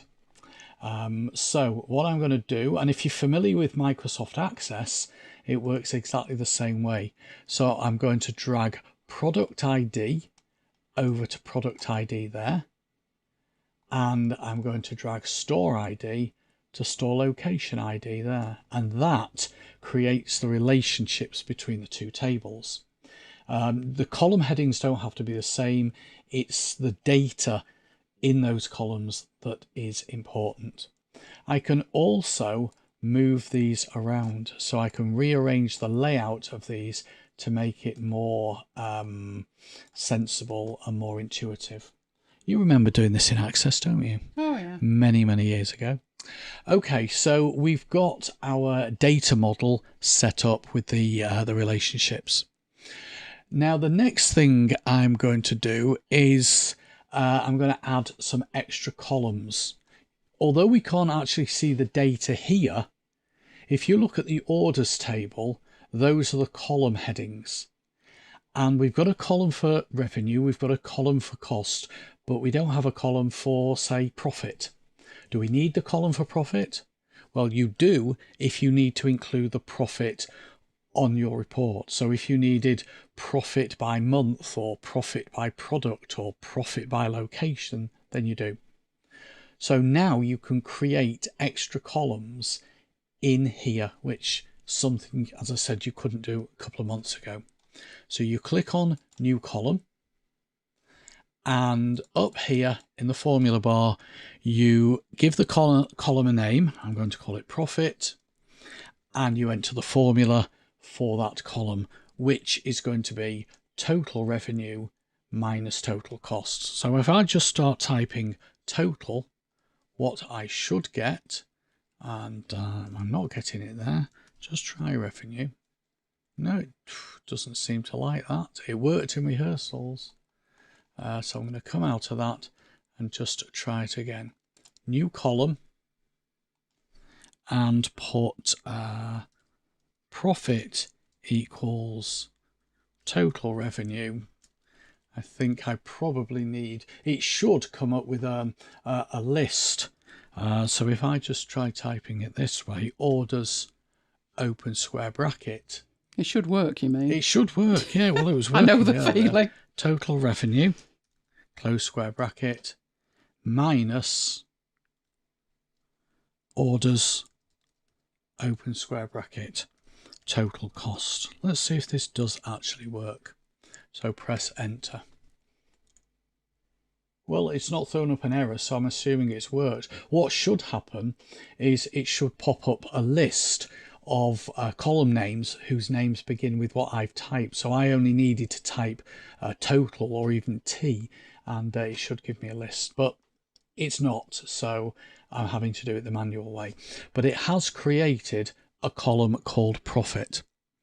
I've also got here a payment date column and an order date column. So what I want to do is I want to calculate, and it's a bit difficult to visualize this because we haven't got the actual data in front of us. The way this works is you don't actually see you can see the data, but you have to switch to somewhere else. So this is all about the design of the underlying table. So I need another column which is going to show me, it's actually going to calculate the number of days it took each customer to pay by saying payment date minus order date. So let's click on new column again, and let's create another column. So this time I'll create a column called days to pay, and that equals, and if I type in payment date, no, it's still not bringing up the prompts, so I'll do it manually. Orders square brackets, hang on a minute, no, that's orders square brackets, payment date close square brackets minus orders square brackets, and this one is order date. I've got that the right way around, I think. So I'll press enter, and that's created the other column, and you can actually see the column names here. So what I'm now going to do is I'm actually going to show you the data. So as I said, the data is available, but just not on this screen. So if I go back to workspaces and click on the mic training workspace, and this time go to the data set, and then what I want to do is I want to expand orders. So over here we've got orders, expand that, and I'm going to tick order ID, I'm going to tick total revenue, I'm going to tick profit, and I'm going to tick days to pay. Now, for some strange reason, days to pay is being displayed as a date and time. But if you know how Excel works, where every day is given a unique number, and that number represents the number of days since the 1st of January 1900, that's exactly what's happening here. But for some reason, it's only displaying this as dates. I think this is a bit like MediaPlace, where it's only just launched, and I think they need to iron out a few issues. But that does show you that it is generating the information that we require. Once I have done that, what I will do is I will go back to workspaces, mic training, and this time I'll go back to the report, and what I will do is edit the report, and I think what I will do here is create a card. In fact, no, I'll create a column chart. People are more familiar with column charts, so I'll add a column chart onto the report, and I will drag, what have we got, store location ID. In fact, no, I can actually drag the store name, or at least the store location, and drop that onto x-axis, and the profit onto y-axis. So now we have a nice little chart that's showing us profit per location, which we couldn't have shown if we hadn't added the profit. So the question that comes to a lot of people's minds is, do you still need Power BI Desktop? It's a bit like, do you still need Eagle? And the answer at the moment is yes, but I think it's on Microsoft's roadmap to allow you to do more and more in the browser. Do the changes that I've made, which get saved automatically, by the way, do the changes made in the browser automatically get propagated to the PBIX? And the answer is no. So what you have to do is go back to the workspace, and I will need to save the report. It's the data model that automatically gets saved. So I'll go back into the report and go to File download this file. And what that does is it downloads an updated PBIX file, which would contain anything that you've created visually and the updated columns and the updated data model. So that's what I'll do. I'll just download this file, the PBIX version. That's what I want there. Okay, so that is now downloaded. I need to go and find that. So just bear with me a second. I've got Finder open on my other screen. There it is. So what I'm going to do now is switch back to Power BI desktop. I'll just drag that PBIX file across and replace the one that was there originally. Ooh, a fatal error has occurred. You've killed it. I've killed it. No, I think I know what. Oh no, I thought maybe because it's in Dropbox and it's online only, but it's not. Ah, no, I know what it is. It's because this is still open. So I'll close that one down. I'll drag in the one that I've just downloaded. That's better. I'll open it up, and this should now have all the changes that I've made in the web. So it's a nice way of round tripping. Come on, open up.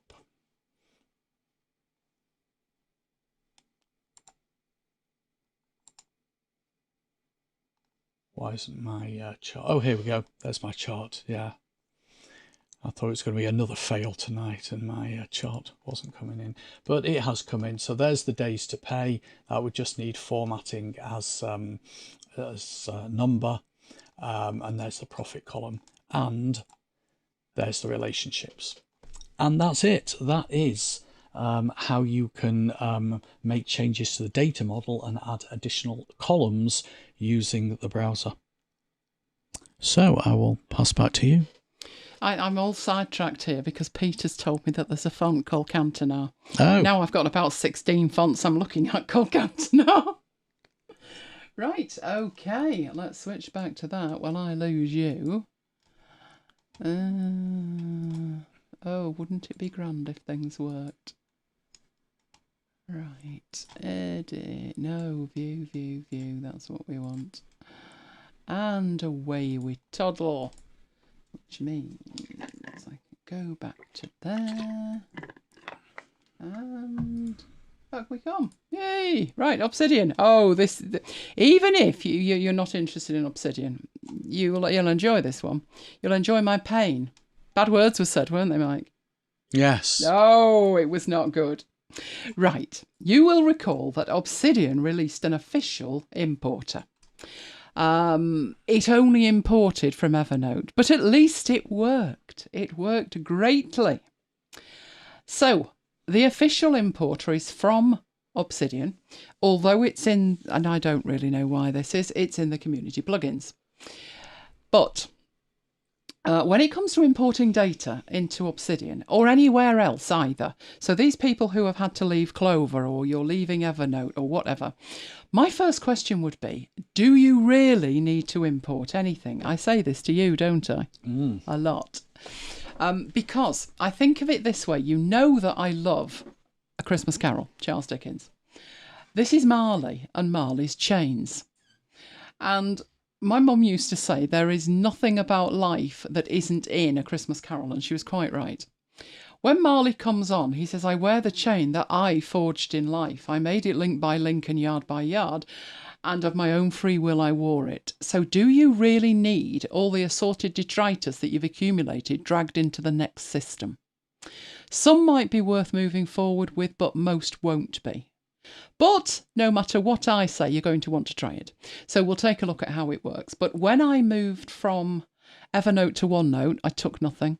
When I went from OneNote to, where do you go from OneNote? Rome, I think. I took nothing. I do leave the old systems there, but as like frozen in time. If, for whatever the reason, I do decide to take something forward, I mark it as moved in the old system. So this process that we're doing here, where you have notes in an old system and you're dragging them into your Obsidian Vault, I think you're either going to have to take the lot or you're going to have to do it one by one. But we saw how fabulous it was with Evernote. It took everything.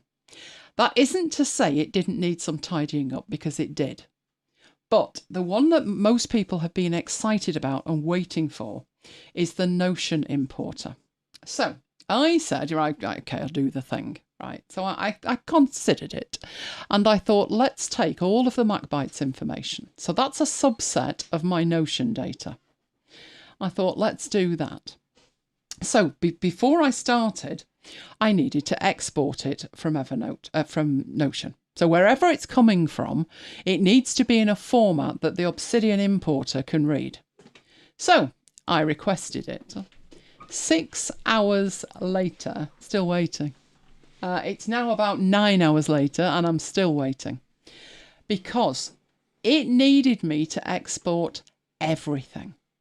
Not even joking. It wouldn't let me do it where I just took a table. It needed the whole lot according to the instructions.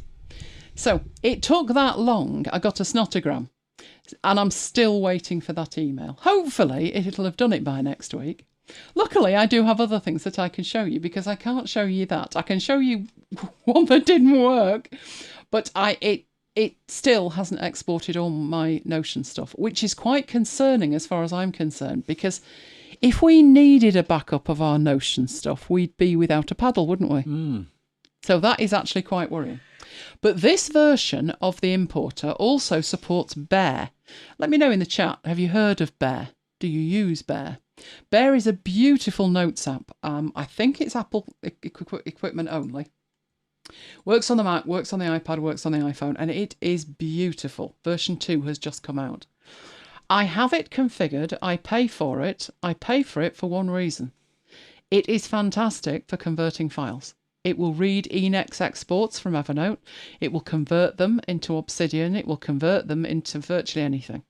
So that's my main purpose for Bear.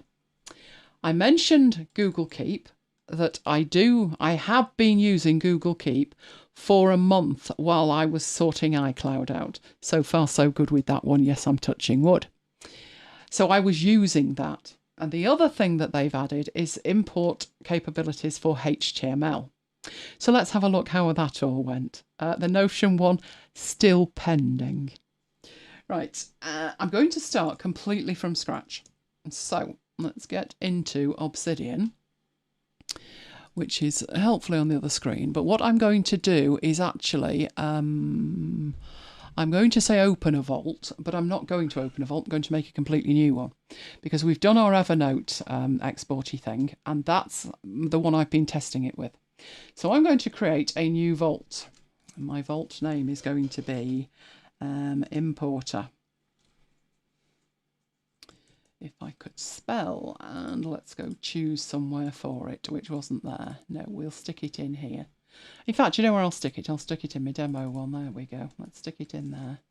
Right, and we'll create it. Okay, so this is a completely new vault. There's nothing in it. So the very first thing that you need to do is go and sort it out in terms of go get the plugin. So even though it's from them, it is a community plugin. This is what this looks like if you haven't enabled it.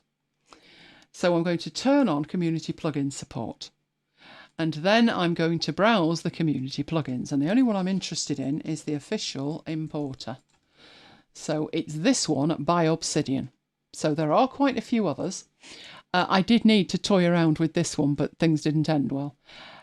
Nothing wrong with that, I'm presupposing. It just needed a handlebar file, which was like, well, this is new to me. So I'm going to look at this importer file. So first of all, it's got the stuff that you can read. You can see when we first looked at it, it only supported Evernote Emacs. These are the ones that they've added. So they are adding extra ones down the line. Some of these could be the ones that you work with. Interestingly, I did take a detour and have a look at the instructions down here. And I noticed with this Apple Notes one, so many people are saying to me, oh, I'm going to use Apple Notes. It's just there on all my devices. I don't have to pay for it. It's fabulous. So I had a look at this one for a start. So let's bring that on. I got as far as that line, and I'm done. Apple does not provide a native option to export notes. No, That's because they don't want you to go anywhere. Evernote did, but I think that's a fallback to the days when they felt that was important, that people could bring their notes in and take them out. Apple does not provide a native way to do that. So maybe some of the other ways will work, but maybe they won't. And until there is a native option to export it, not going anywhere near it. But these are the ones that they are building in. So I have brought my Roam research into Obsidian already, although this is not in this particular thing, and the Apple Notes isn't there because there's no way to export them. But these are the instructions in there. But all you really need to do is install the importer. So let's get that installed and then enable it. So it's good to go. And that is it. What we do need is data. So like, where's my Finder window disappeared to? We do need the data, and how you get the data will depend on where the data is actually coming from. So the stuff that I have got here, this is what I've exported. So the importer is what we've just done, but I've got some stuff from Bear, I've got some stuff from Google Keep and HTML. My Notion exports did not go well. But I will show you, and we will start with Bear. So what I did in Bear was I exported it. I did a backup of my notes. Now you have two options. You can either export notes or you can back them up. So I could have chosen to export the notes in a specific format. And I would have done that if I wanted to convert my notes from Bear Notes into another format. But the importer supports Bear2BK, and Bear2BK is the backup format for Bear. So all I needed to do was just back them up. Now I don't have that many notes in there. I think 2 of them are mine. 4 of them belong to Bear. So it was a very simple export. Here's hoping it goes well when we import it. Can you sense any sarcasm yet, Mike? Right, so how I do this, I bring up my command palette and I type import. And it's pointing me to the importer that I have just installed. So this is the same dialog box we looked at last time. If you're bringing data in from anywhere, this is where you will go. It defaults to Bear because it's alphabetical in here, and these are the direct options that you've got. So we'll leave it set to Bear. The next thing to do is to choose the actual file. So we've seen that the file is in the Bear folder, and we can open it. Right, it needs to know one more thing, and that is where do you want to put it in terms of a folder in the vault. So importer at the top is the name of the vault. This is the name of the folder. So I will import it into Bear. And I got this, and I'm like, what's that? Because I knew there were 6 notes, and it's imported 6 notes. There were 8 attachments. Why has it skipped some? It skipped 8. 8 what? I didn't have 8 notes in it. So I have no idea. Nothing got skipped. I did a manual check. Nothing got skipped.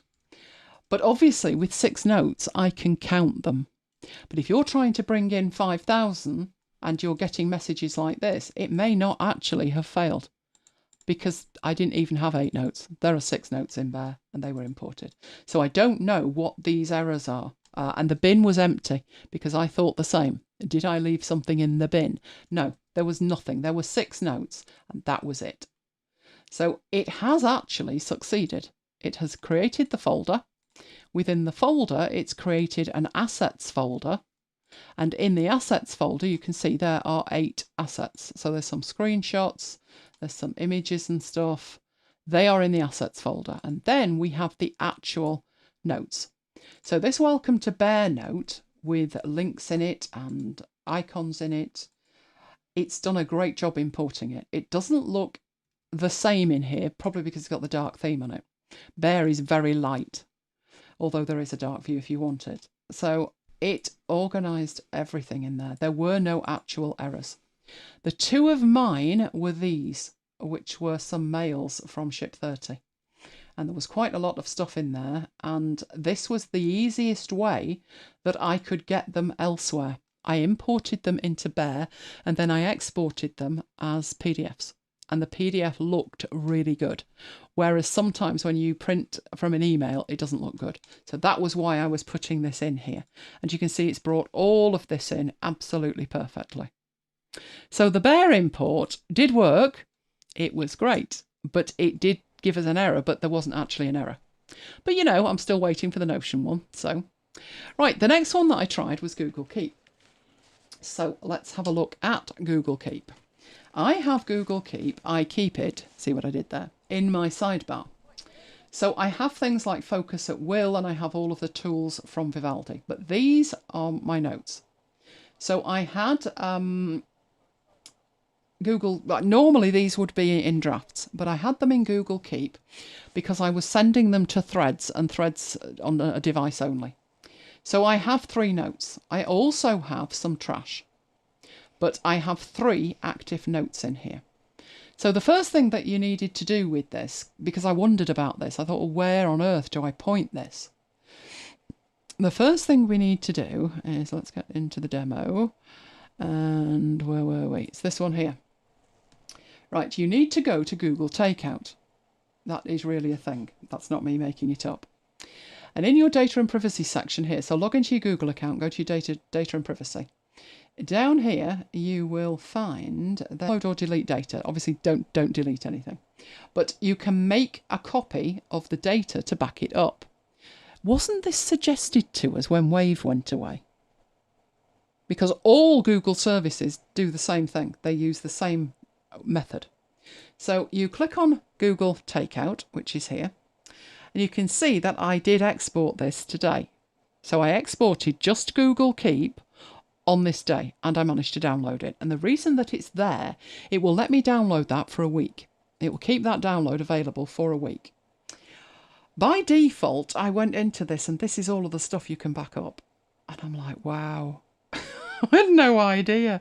There's things that you think about, like your contacts and your calendar, but there's 60 odd services there. So you can do all of these at once. You can see they've all got a tick in them at the moment. 60 out of 61 are selected. Well, obviously that wasn't what I wanted at all. I deselected that, and I did a Command and F and look for keep, and I put a tick in the box, and that was it. And I backed it up from there. So rather than wait for this to back it up and then send me an email and all of that, I already backed it up. But that was how I did it. So let's get that over there and bring this one on. Where have you just gone? You were going the other way. There. Right, so in my Google Keep, this is what my takeout looked like. So it's quite small, but considering that there were only 3 notes and no graphics in it, you know, 1.2 meg.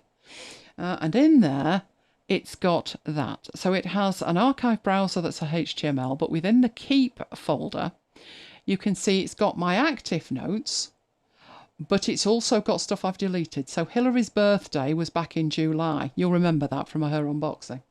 That one's in the bin, but it did back it up, irrespective of where it was. So that's what we need.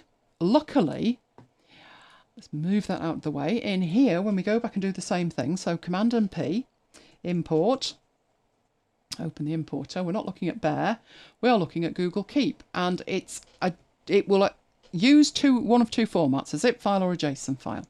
So I need to choose the files or choose the folder. Now, this depends whether you're importing them one at a time. I think I did a choose file, and I needed to go to Google Keep, click on that and open it. Right. Then it needs to know, do you want to import the archived notes? Do you want to import deleted notes? And where do you want to put them? So these aren't actually on at the moment. So let's see what it brings in, because there were only 3 notes. You saw there were 3 notes. So let's do that. So it's telling me that it's skipped some stuff here. And it skipped this time because I told it not to import all of that. There is one here that says it's failed. Again, I'm not quite sure. 5 skipped, I understand. Why 1 failed, I don't know, because 3 were imported and there were only 3 notes. This is why I'm saying, do you really want to drag Marley's chains around with you? You would never really know if you had actually successfully imported half of this stuff. But we'll do an okay. We will go and look at Google Keep. Assets are in here. There is a JPEG. That was my microphone a good few years ago. That was the original MacBites Magic Cupboard, Mike. Mm. Yeah, the one that nearly collapsed, that one. Right, so there is an asset in there. I've no idea why it's brought that in because that wasn't in any of these notes. But this is what it looks like. It has put properties on it, the new thing that was added a couple of weeks back. And it's actually brought the note in there with clickable links, etc. So actually, it's done quite a good job with that. Better than I actually expected. But where it found that photo, I have no idea. I really don't. That photo must be easy over 10 years old. So I have no idea where it came from. But that was the Google Keep one.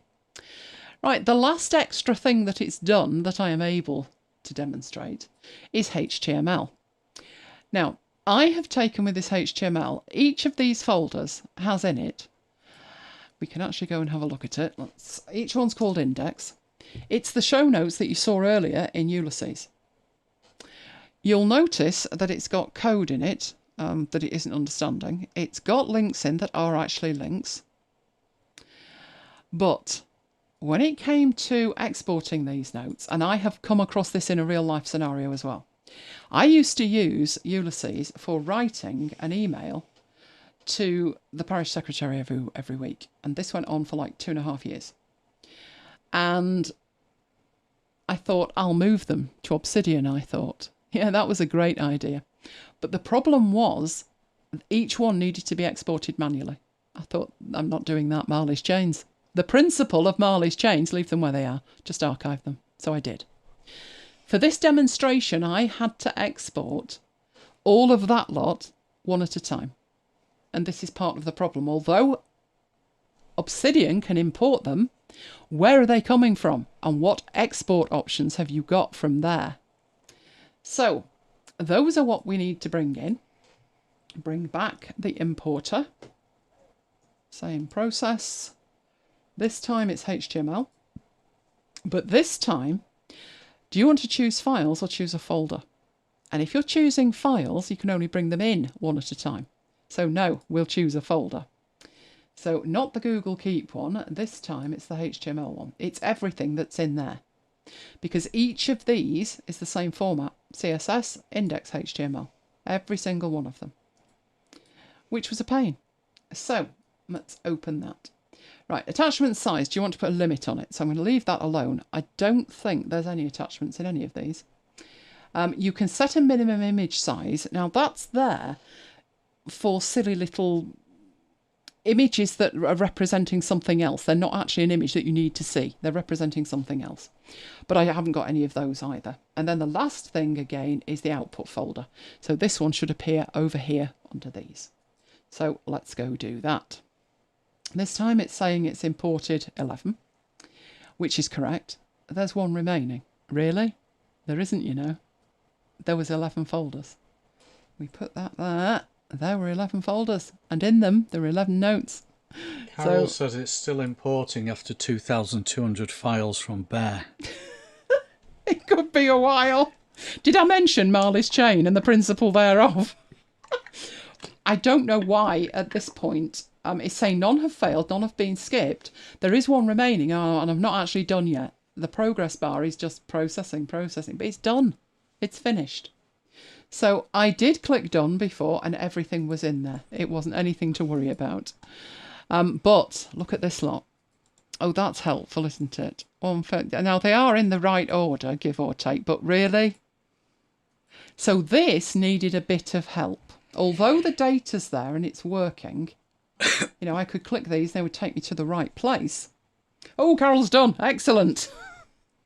I would say that didn't take that long, but can you imagine my Notion import? I think the import's going to take as long as it takes them to send me the mail to tell me they've actually backed it up.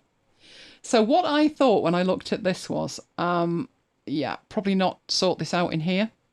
Now, this is one of the benefits of taking the stuff into Obsidian to start with. You've got this mess happening over here, all right? Just shut it down. These are plain text files in Obsidian. So we put this in here, didn't we, in Obsidian, in Importer. So in this HTML folder here they are.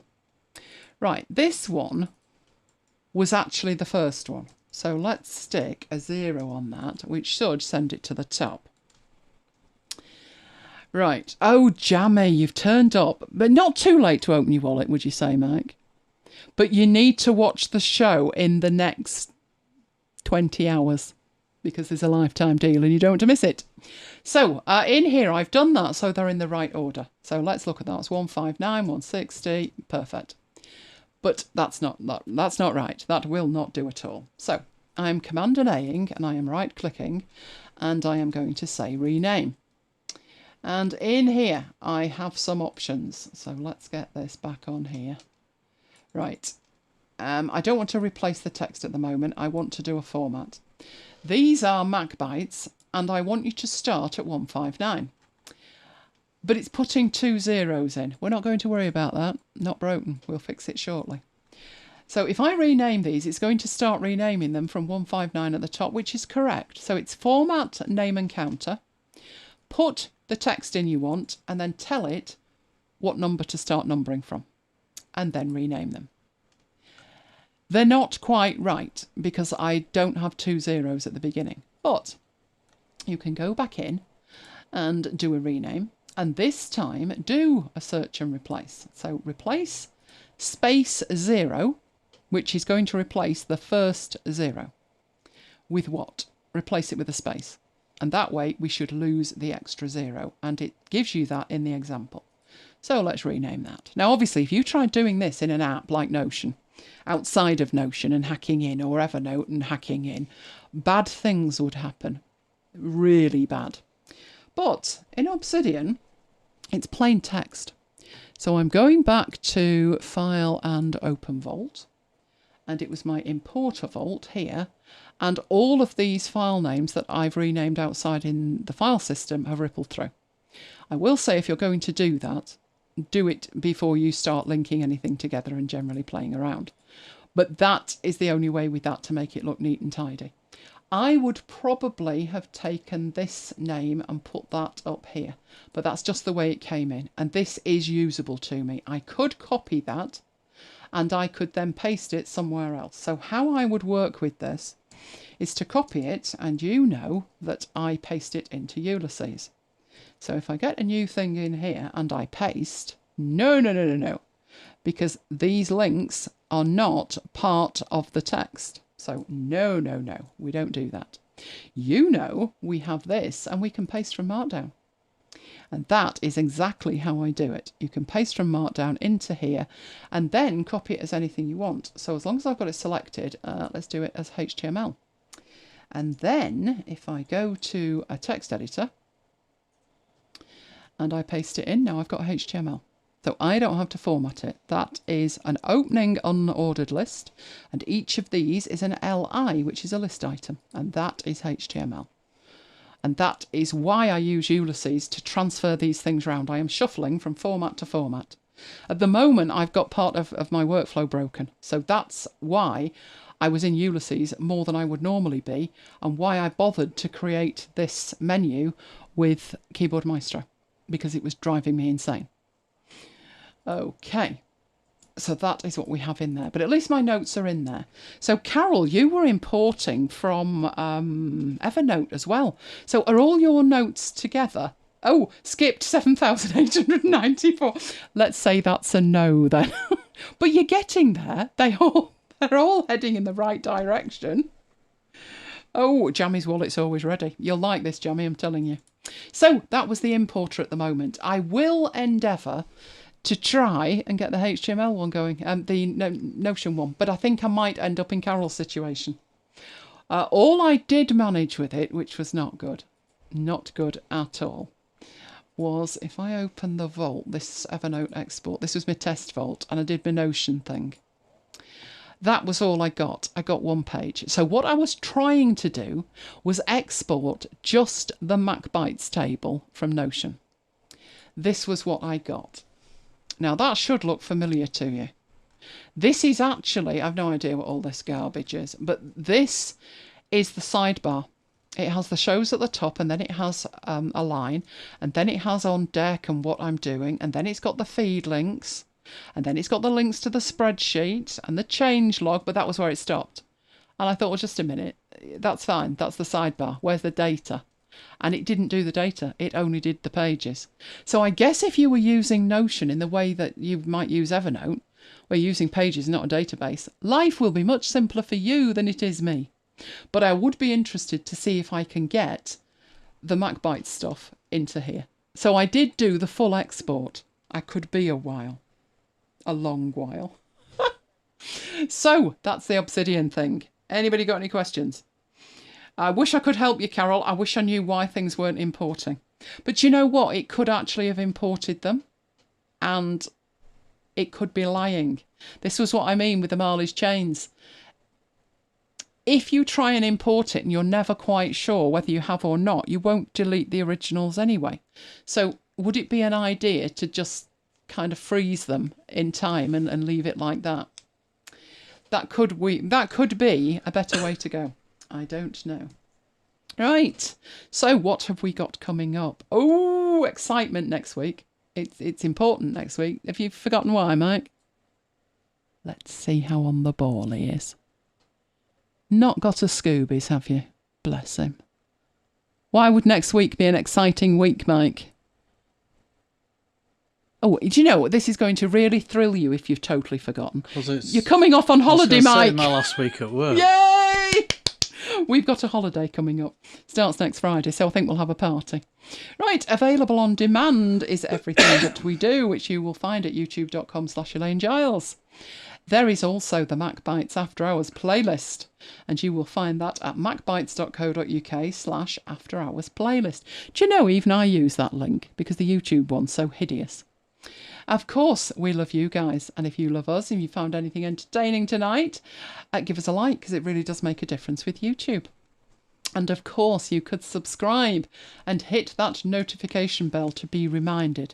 We think Jammy lives in a different time zone, don't we? I think he's reminded, but usually after he's forgotten for a couple of hours. There is also my mailing list at elainegiles.com/VIP. I keep threatening to send a mail, don't I? But I have actually got one ready, I just haven't sent it. I really need to get onto that. Remind me, Mike.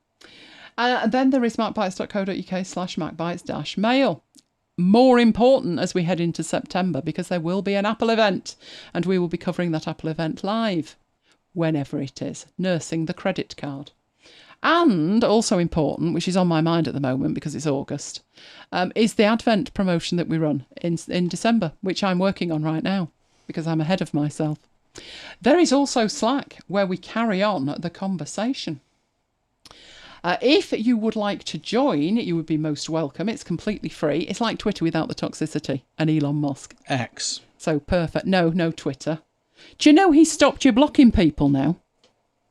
You can only block people in your DMs. You can't actually block someone now. And you can only DM someone you're not following if you pay. Yeah. Can you imagine the United thing? What's going to happen there if you can't block people? Just saying, that's going to be interesting. That's going to need talking about. Well, Slack doesn't have any of that. It's a nice private little area where everybody's happy. Yeah, like utopia. So if you would like to join us, it's macbites.co.uk/join Slack. If you are already a member and you would like to get there, and I also use this link because again it's easier, macbites.co.uk/Slack, and we would love to see you there. So I'm going to move some stuff around here and hopefully... Oh no, hang on, that isn't really what I meant. That's what I meant. Excellent. So now I can see the chat. We can chat. Carol says, no, they're not all together in one vault. I don't think I'd put them in one vault until I was sure it was what I wanted. In terms of, I don't like adding detritus to it. I really don't. I do transfer things across, but not like dragging Marley's chains. I don't add the lot all at once. So imagine a situation where I'm looking for something from maybe a session I attended in Build a Second Brain 14. Build a Second Brain 14 had that many sessions. It was something like 70 hours a week. It was unbelievable.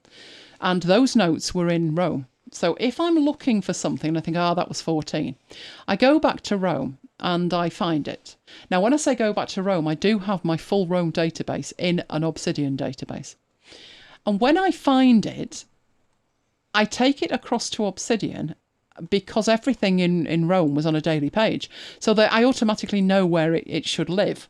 in Obsidian.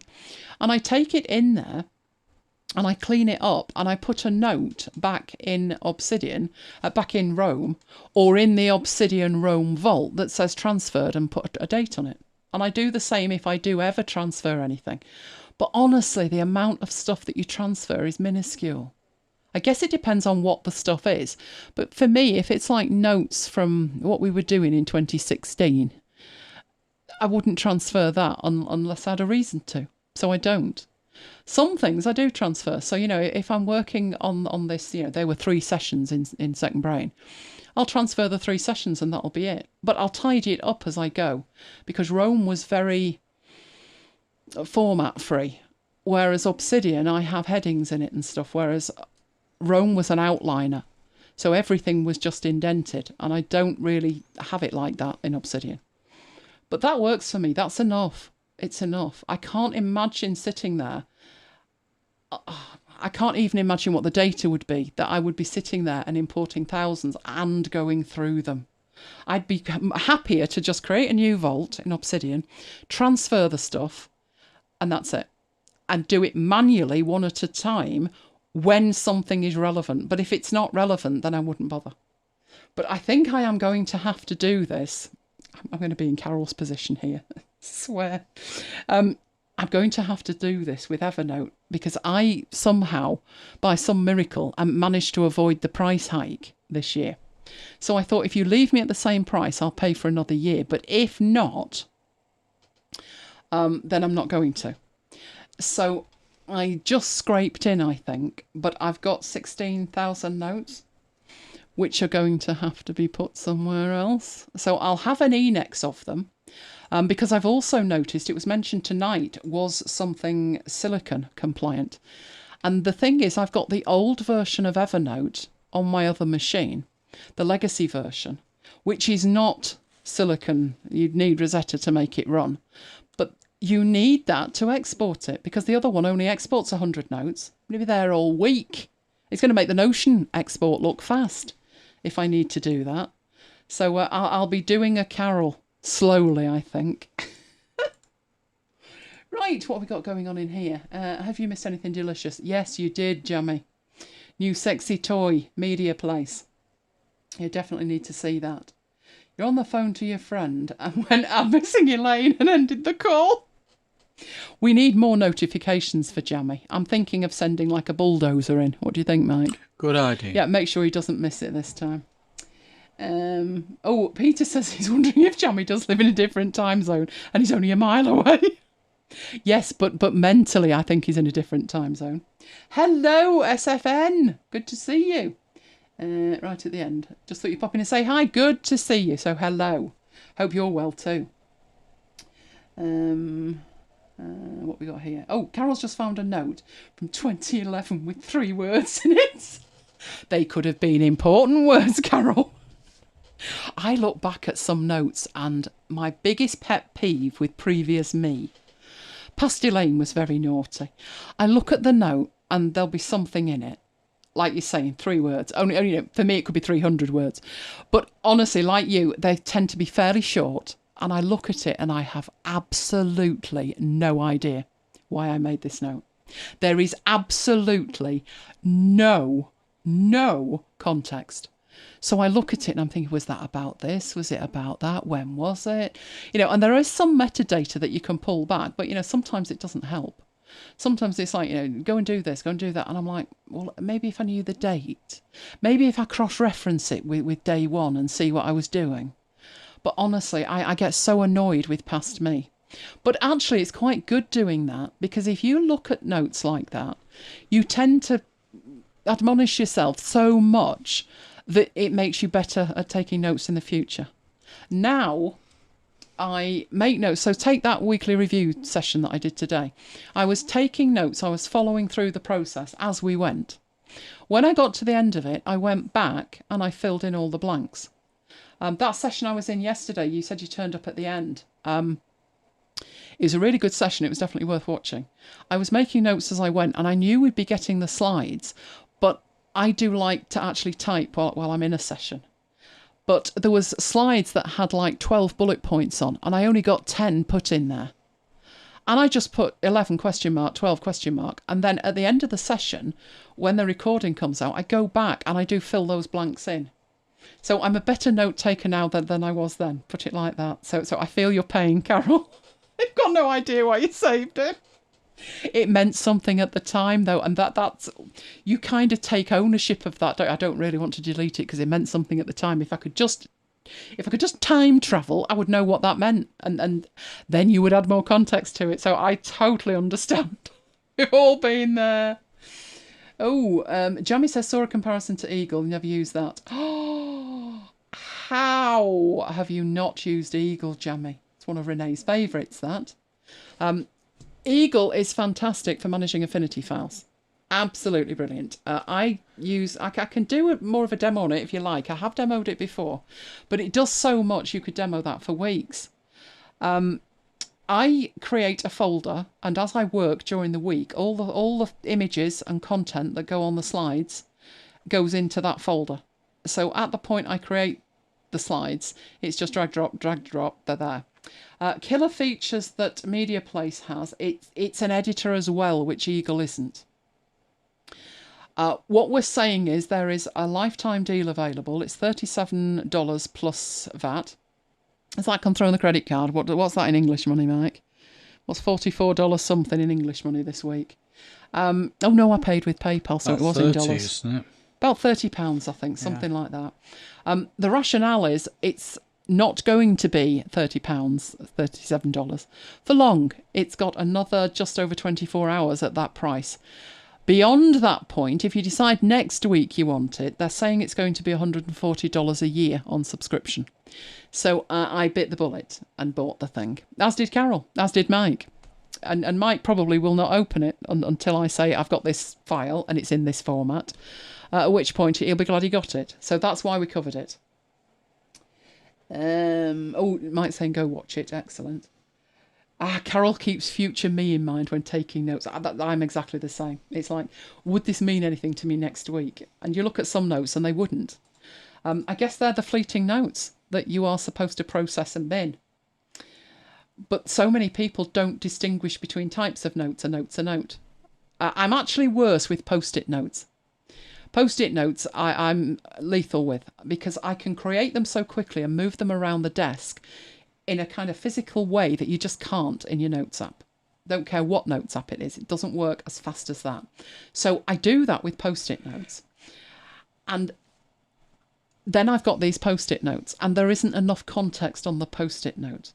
Because what I'll end up doing is taking like the 30 Post-it notes on the desk, stacking them up in a little stack of 30. I may add a 31st on the top and say what it was about, but each note does not have enough context. So I've had to stop myself doing that. So I did that by hiding the pens. Going digital. I know, I'm bad. I am bad. Right, let's catch up here. SFN says, find paper notes like that. Got to get my head around Obsidian. I know it will be awesome. You just not got there yet. For me, Obsidian was the one. I mean, I obviously I use Notion, and I wouldn't want the stuff that's in Obsidian in Notion, and I wouldn't want the stuff in Notion in Obsidian. They are totally different as far as I'm concerned. And I do like Notion, except when it's acting up, which it does every Friday, because it knows I'm going live. But when I tried Roam, I thought it was the first time I was trying a network notes app. So a lot of my time was spent with like, how does this work? What does that do? Etc. But what I did notice was when I went to Obsidian, I tried Obsidian in February 2021, I think, and it didn't click. It was local, and it was because Notion was having many moments, but it didn't really click. I didn't love it. It was good, but I didn't love it.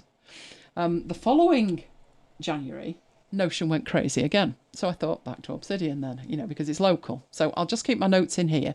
And when Notion's feeling better, I'll copy and paste them into Notion. And I fell in love with it. It totally clicked at that point. There had been 12 months more development on it, and it was then the right time and the right app for me. And I absolutely love it. I could just, like if you've got something, the thing that you do to relax. So maybe you watch TV, maybe you read a book, maybe you play a game, whatever. I can quite happily open my Obsidian and just browse and improve things. I love it that much. When it clicks, it's amazing. Right, Jamie says, and my watermark has moved from the bottom left to top right. Yes. Now, it wouldn't have done, but for the fact it makes more sense to have it up there than it does covering MacBites Siri in the lower left. And because we're doing the live stream in a different way, I've got the opportunity to do that, which I didn't have before. It would have been a nightmare to try and switch it, but this is easy. Just push a button and that's it. Right, let's carry on in here. 34.55. Thank you, Carol. I paid with dollars. I've got a dollar balance and a pound balance, and I thought it's actually cheaper for me to use the dollars if I've got dollars because I don't have to pay a transaction fee. So I would have no idea what it was, so thank you for that. Is it worth having both? Is one sufficient? Oh, Renee says one's sufficient. I think it's always handy to have a spare. One will do the job, but I think it's always handy to have a spare, just in case. Yes, hiding the pens, I know I'm naughty. I put them in a pencil case and then put it out of reach. And that way, it's just that little bit of friction. Don't they tell you to do that with alarm clocks? Put it across the room. And then you've got to get out of bed to turn it off. Shall we tell them what you did this morning? No. Oh, I think I will. Slept through his alarm. His alarm that woke me up. I'd only been in bed an hour. And I had to poke him in the back and say, excuse me, your alarm's going off. And then he jumped up like he'd been shot, didn't you? Tired. I know, but sleeping through your alarm. Naughty. You're telling me you've never done it? I don't bother putting an alarm on because I sleep through all of them. There could be a thunderstorm next to me and I'd sleep through it. Well, you said to me, can I mow the lawn on Sunday morning, don't you remember? Yeah. And I said, yeah, I won't hear it. So this is Saturday night. Saturday night, he disappears. I thought he was in the kitchen. He comes up about 20 minutes later and said, I've just mown the lawn. Didn't you hear me? I said, no, I didn't hear a thing. Right. Carol says, apparently MediaPlace will allow an import of pics from the website, but you're not sure how. Oh, worth looking at. Yeah, we looked at the bit where I did a browser. I went to a browser and I went to a URL and it lists them down on the right-hand side. You're pretty sure you'll feel the same and have Obsidian for some things, Notion for specific use. Yeah, that's how I work. It doesn't make sense to try and force either of them to do something that they're not great at. And each one has its strengths. I mean, if you are the type of person who wants to manage 5 podcasts in Obsidian, then go for your life. I'm not. Plus the fact Obsidian is personal to me. I know there are dirty hacks where you can share it, but Mike and I work on all that stuff together, so it needs to be shared, and Notion makes it easy to share it. Obviously, backing it up, living nightmare. I think Eagle is $30-something. $30, so $29.99. Yeah, and you get 2 seats for that. That one's probably stronger if you're trying to manage affinity files, but my affinity files don't live in Eagle anyway. It's a nice to have that rather than a need to have. What I do put in Eagle is standard stuff, standard images. It's a really close thing. Honestly, it looks so similar. But you'd end up with, you get 3 seats for MediaPlace and 2 seats for Eagle. So you've actually got 5 seats to play around with between the 2 of them. Oh, Peter sleeps through the alarm often. When my alarm is on, I don't. But my alarm didn't work, you know, for years. Because it didn't work when the phone was in D&D. And my phone is constantly in D&D. Do you know I had 2 phone calls this week? I've had about 10. And I look at them and I'm like, who are you? Because it's a number, not a name. And literally, I do not want the phone ringing because the odds are, when some idiot rings you 9:30 in the morning and you've been in bed precisely 2 hours, you're grumpy. You're grumpy. So my phone is on mute, nuke, do not make a sound on pain of death. and the alarm didn't ring. But Apple updated, I think it was iOS 16, and now the alarm will ring, but nobody else will get through. So the only way I would hear a phone call is if Mike rang or his mother rang. And the last time your mother rang, well, that was when we had the trouble with the phones, but I remember your mother ringing with a crisis. And I'd done the toilet trick and I didn't take my phone with me. And there I am talking to your mother on the watch. Her freezer had broken and she was looking for a home for some food. Do you remember that? I didn't even tell Mike. She wasn't there, was she? She was at work. So I rocks up to her house. And Mike's brother's there, and he's up to his armpits in defrosting food. So I grabbed what we could put in ours and headed back with it. And Mike came in that night. I was sat in the conservatory, do you remember? And he said, have you had a good day? And I said, oh, yeah, dashed off to your mother's. And you nearly had a fit. Like, what? And I said, well, there wasn't much point in me ringing you at work, was there? You must have been in Macclesfield or somewhere, to tell you that her freezer had broken and I was going to rescue the food. True. No, what could you have done? You didn't need to know on a need-to-know basis. Oh, great fun that was. Right, what else have we got in here? Okay, are we done? Or do we have any questions? I don't see any questions. Oh, well, good to talk to everybody anyway, even if you were late. Jammy, looking at you. We need to away. In fact, if Peter lives that close, I'm thinking Peter's the answer. Knock on his door at 5 to 9. Yeah, he needs a klaxon or something so Peter can open the window. A knocker-upper. Oh, yeah, knocker-upper. That's an idea. Yeah, there you go. We need to do something, definitely. Right, I've got down for next week doing the video thing. So the options for video in MediaPlace. And I'll take it through to the final thing with Carol. So I'll show you how to sort that in Camtasia. I'm pondering that, because normally I have about 5 versions of Camtasia installed, don't I? But I don't. I've got one and I'm using it. So let's see how that works out. I will try it. So I hope you enjoyed that. We've certainly enjoyed ourselves, and we'll be back doing it all again next week. Next week, not only are you finishing, but I've seen the long-range forecast, and I'm liking it. I mean, we had rain today, even though it was too hot. But next week, it's talking about it being in the low 50s. Oh, cool. Yes, result. So the colder the better as far as I'm concerned. The colder the better as far as the kit's concerned. Then we can all be happy, can't we? Right, but for the moment, I'm going to say good night from me. And good night from me. And we will both see you next time. Stay safe, guys.